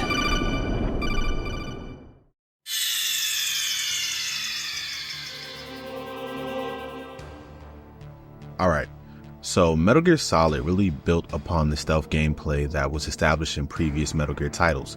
Sneaking around undetected is still the primary way you'll be approaching most situations, but this time the environments are much more open and multi-layered, almost like navigating through a complex 3D puzzle. To help out, Snake's communication method has been upgraded from a basic radio to his nifty codec system that transmits messages directly into the tiny bones of his ear. The gear he's packing is no joke either. We're talking a Soken pistol, FAMAS assault rifle, PSG-1 sniper rifle, plus grenades, mines, and rocket launchers. The guy's a one-man army ready to infiltrate the most locked down facilities. Despite the shift to 3D graphics, the core stealth gameplay remains pretty similar to Metal Gear 2. You'll be guiding Snake through areas while avoiding enemy detection at all costs. If you do get spotted and an alarm goes off, you better find a good hiding spot fast until the alert phase dies down. Snake's got all sorts of tricks up his sleeve to stay hidden, crawling under stuff, using boxes for cover, hugging walls, or making distracting noises to throw off guards. The camera is smart too. It's always adjusting to give you the best vantage point of your surroundings and enemy patrol routes. But it's not just about sneaking. You also need to study up on the game's bosses to figure out their vulnerabilities before taking them down in combat sequences where you can let loose with Snake's weapon stash. In my honest opinion, the best fight in this entire game, I know some people would say Psycho Mantis, I'm actually going to go with Vulcan Raven, because you have a surplus amount of weapons that you never use throughout the game and you can finally let loose. The codec crew will be backing you up too, offering advice on controls or chewing you out for not saving enough. There's even a VR training mode thrown in, letting you practice sneaking techniques and weapons in a low-stress environment. Plus some wild set pieces that flip between third-person firefights and intense first-person shootouts. It's an insanely full package that really elevated stealth action for its time. I need to talk about the music because I feel like if I don't, the comment section will blow up. The music in Metal Gear Solid 1 is simply unforgettable, and it plays a crucial role in immersing players into the game's intense atmosphere. Composed by a talented team, the soundtrack features a mix of haunting melodies and adrenaline-pumping things that perfectly complement the action on the screen. Tracks like Mantis Hymn create an eerie ambiance during boss battles, while the iconic Metal Gear Solid main theme evokes a sense of heroism and urgency. It's fascinating how the music not only enhances the gameplay, but also stands on its own as a compelling listening experience. Many fans find themselves drawn to the soundtrack long after finishing the game, often reminiscing about their favorite moments as they hear those familiar notes. The blend of orchestral elements with electronic sounds truly captivates the essence of the game's narrative and emotional depth, making it a standout feature that resonates with players today. Also, did you know that there are ghosts in the game? Take certain photos of guards and in return you will see a ghost. Each entity is just another picture of the design team for the game. It's a small fact, but it definitely adds to the immersion of the game.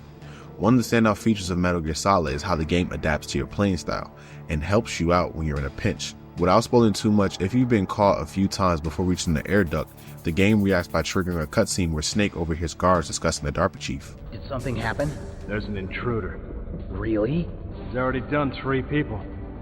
He's killed 3 people? Yeah. Say he's using stealth, too. Stealth? There's an intruder besides me? Anyway, I want you to increase the security detail on the chief. But the game doesn't stop there. It provides clever ways to assist players during challenging moments. Struggling to find Meryl's codec number, keep selecting the optical disc and eventually her number will be revealed. Having trouble escaping the cell after torture, if your attempts fail, the cyborg ninja will come to your rescue. Otacon? So you're here to get me out. The ninja? Even in the infamous Psycho Mantis boss fight, if you can't switch your controller, you can destroy nearby statues to briefly expose Mantis' face, giving you an edge. The game feels alive, constantly adapting to help players navigate tricky situations without breaking immersion. But by far, my favorite adaptation in the game is when you forget to pick up the Socom pistol and meet Meryl for the first time. The cutscene changes to a different action scene. Usually Snake points his weapon at Meryl, but instead it's a tense standoff when he holds the weapon instead. Killed the chief. You bastard!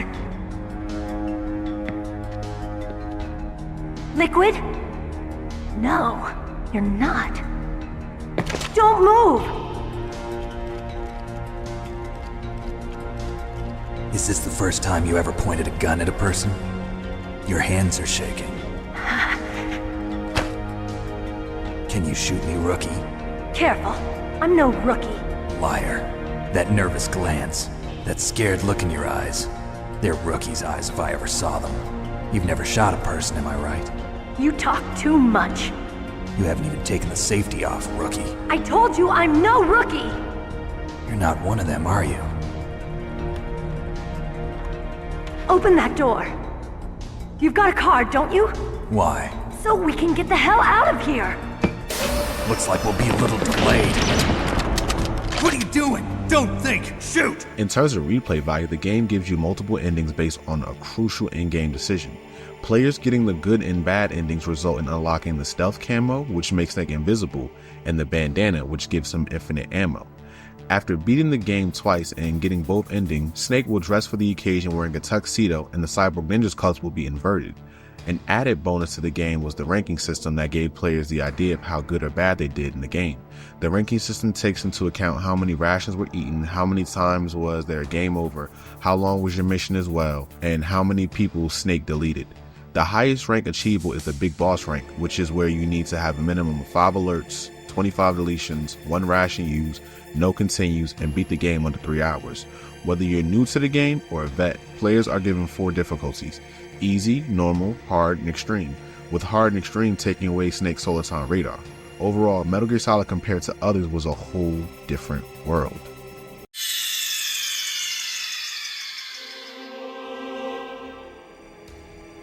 So this game has made moves all around its lifespan. Metal Gear Solid debuted on the PlayStation in Japan on September 3rd, 1998, followed by a North American release on October 20th of the same year. The North American version introduced several enhancements including multiple difficulty settings, an alternate tuxedo outfit for Snake, and a demo theater mode for reviewing cutscenes and radio conversations. Jeremy Blaustein, known for his work on the English localization of Snatcher, crafted the English script, which included additions to Mei Ling's motivational quotes and changes to the games detected by Psycho Mantis due to regional differences in game releases. European versions released on February 22, 1999, feature localized voiceovers in French, Italian, German, and later Spanish.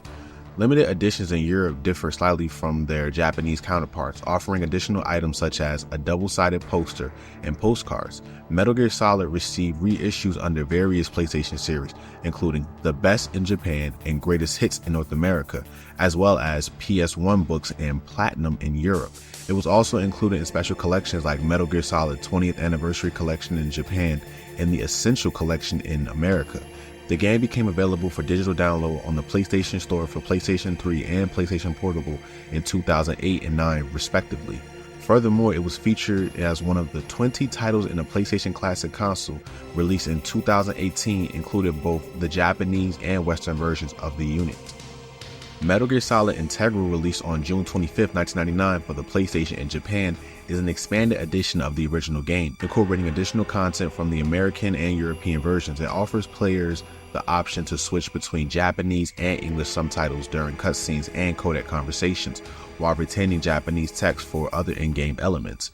New features include an alternate sneaking suit outfit for Meryl, a very easy difficulty setting with a suppressor-equipped MP5 submachine gun with infinite ammo, an 8th codec frequency providing developer commentary, hidden music tracks, and an alternate first-person game mode on normal difficulty.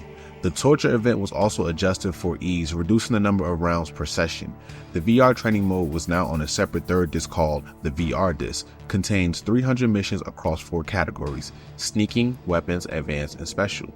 These missions range from standard training exercises to unconventional challenges like murder mysteries and encounters with giant genome soldiers. Players can even unlock the Cyborg Ninja in select missions. Completing all VR missions unlocks concept artwork for Metal Gear Ray. Additional content includes preview trailers of Metal Gear Solid and a photo shoot mode featuring polygonal models of Mei Ling and Dr. Naomi. Metal Gear Solid Integral received a rating of 34 out of 40 from Famitsu magazine. The VR disc content was released separately as Metal Gear Solid VR missions in North America on September 23rd and as Metal Gear Solid Special Missions in the PAL region on October 29th. Though the content is identical, Special Missions includes adjusted unlocking requirements and an additional requirement of owning the original Metal Gear Solid in PAL format to start the game. The Windows version of Metal Gear Solid released in North America on September 22, 2000, and in other regions later that year, was published by Microsoft Games and developed by Digital Dialect. It offers both support for keyboard and USB game controllers, with Direct3D capable video cards allowing for resolutions up to 1020 by 768. While labeled Metal Gear Solid on the packaging, the game uses the Metal Gear Solid Integral logo. Notable changes include reducing the number of discs from 3 to 2 by integrating the main game and VR training into separate executable files. This version omits the cutscene before the Psycho Mantis battle involving PlayStation Pacific peripherals and changes the method for defeating Mantis to keyboard input. Several features from the PlayStation version of Integral, such as the 8th codec frequency and Meryl's alternate sneaking suit outfit, are omitted. However, the Windows version introduces the ability to toggle moving and shooting in first-person view mode and allows players to save progress at any point using quick saves. Metal Gear Solid Twin Snakes, a remake of the original game, was developed by Silicon Knights and released for the GameCube in North America, Japan, and Europe in March 2004. While Silicon Knights primarily developed the game, its cutscenes were created in-house at Konami under the direction of Japanese film director Ryuichi Kitamura. Kitamura's signature dynamic style featuring bullet time photography and choreographed gunplay is evident through the cutscenes. Although the storyline and settings remain unchanged, certain dialogue lines were rewritten to closely resemble the original Japanese version. Additionally, gameplay features from Metal Gear Solid 2 Sons of Liberty were integrated, such as first-person aiming and hanging from bars on walls. Changes in the English voice acting include the reduction of Mei Ling's, Naomi's, and Natasha's accents, along with the recasting of Gray Fox from Greg Eagles to Rob Paulson, who still voiced the role of the DARPA chief. The game's graphics were also updated to match those of Metal Gear Solid 2, enhancing the visual experience for players. If you ever want to see a retrospective video on that, leave a comment down below and I'll see if I can add it to my next year's list.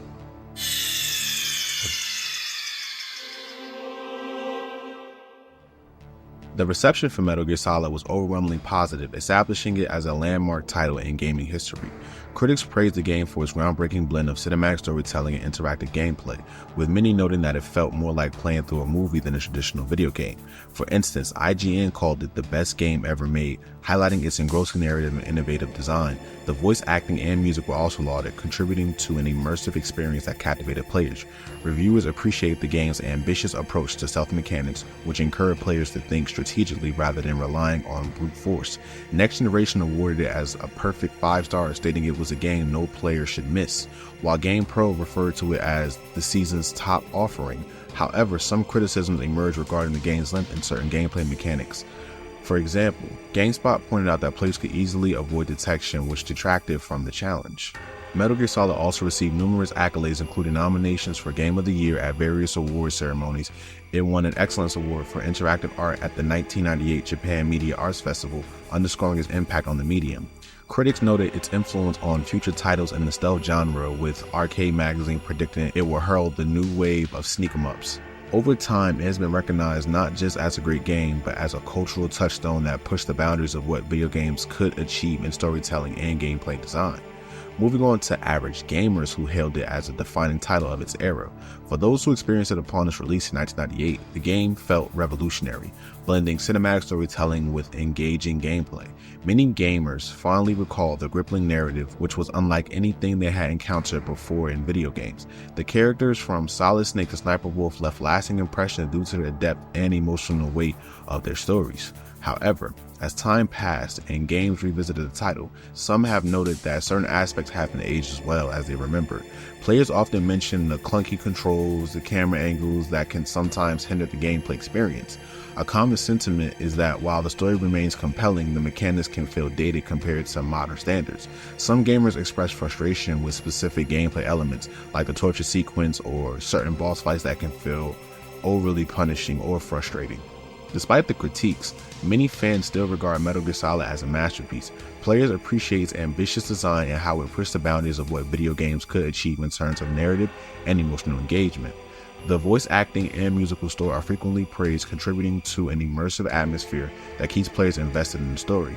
For a lot of gamers, Metal Gear Solid holds a special place in their hearts, not for its gameplay, but for the nostalgia it invokes from their childhoods. The game received numerous awards and nominations that underscored its impact on the gaming industry. At the second annual Interactive Achievement Awards, it was nominated for several prestigious categories, including Game of the Year, Console Game of the Year, and Outstanding Achievement in Character or Story Development.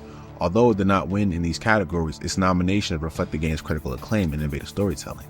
Additionally, Metal Gear Solid won Best Console Game Award at the Game Critics Awards during E3 1998, further solidifying its status as a standout title of that year.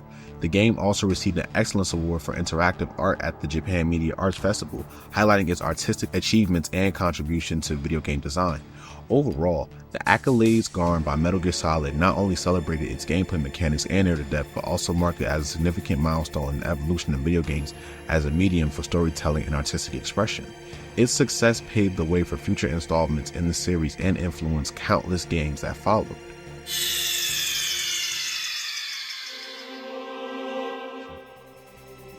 Now, when it comes to Metal Gear Solid, I'm a huge fan, as you can probably tell from the length of this video. I have to be honest, I forgot to mention this in the port section, but I feel like the best version of Metal Gear Solid is Metal Gear Solid Integral. I played this version just for the video, and I must say it was entirely worth it. The MP5 and very easy mode was fun, but what I really loved was the arrange mode. This feature reshuffles enemy placements and patrol patterns after you complete the game once, adding a fresh challenge for replays.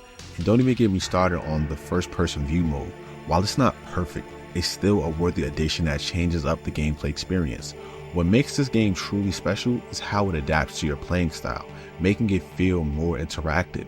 The replay value is incredible, with 2 distinct endings, unlocking items like the stealth camo and bandana, and even alternate outfits for Snake. The option to switch from the sneaking suit to a tuxedo, giving the game a James Bond feel, just adds to its charm. I know the graphics might seem dated now, but that's part of the game's appeal. It doesn't need cutting-edge visuals to captivate you. The music, characters, narrative, and underlying themes establish an authentic connection with the player. I don't say this often, but I think this game, for its time, might have been perfect. I say for its time because we have other entries to cover, and Kojima raised the bar with each new installment. Here's a quick teaser for my next video. I believe Metal Gear Solid VR missions might actually be canon, and I'll be covering that in my Metal Gear Solid 2 retrospective. Now, where fans and I might diverge is on the question of whether this game should get a remake, and I'm not talking about the Twin Snakes, but a complete ground-up rebuild. I'm a bit worried of this idea because the technical limitations of the original actually contributed to its greatness. While other games were held back by hardware constraints, Metal Gear Solid used these setbacks as opportunities for innovation. It makes me realize that when Kojima hit a brick wall in game development, he always found another way to convey his message. All in all, if you're a Metal Gear Solid fan, you know this game, and if you never played this game before, I encourage you to try it out. Thanks for watching all the way to the end. If you enjoyed this video, be sure to leave a like and let me know in the comments if you have any retrospective requests for next year. And don't forget to subscribe so you never miss out on our latest content. If you're curious to dive deeper into the world of Metal Gear's creator, check out my Hideo Kojima playlist where I cover all his iconic games. This is the Retro Phantom, signing out.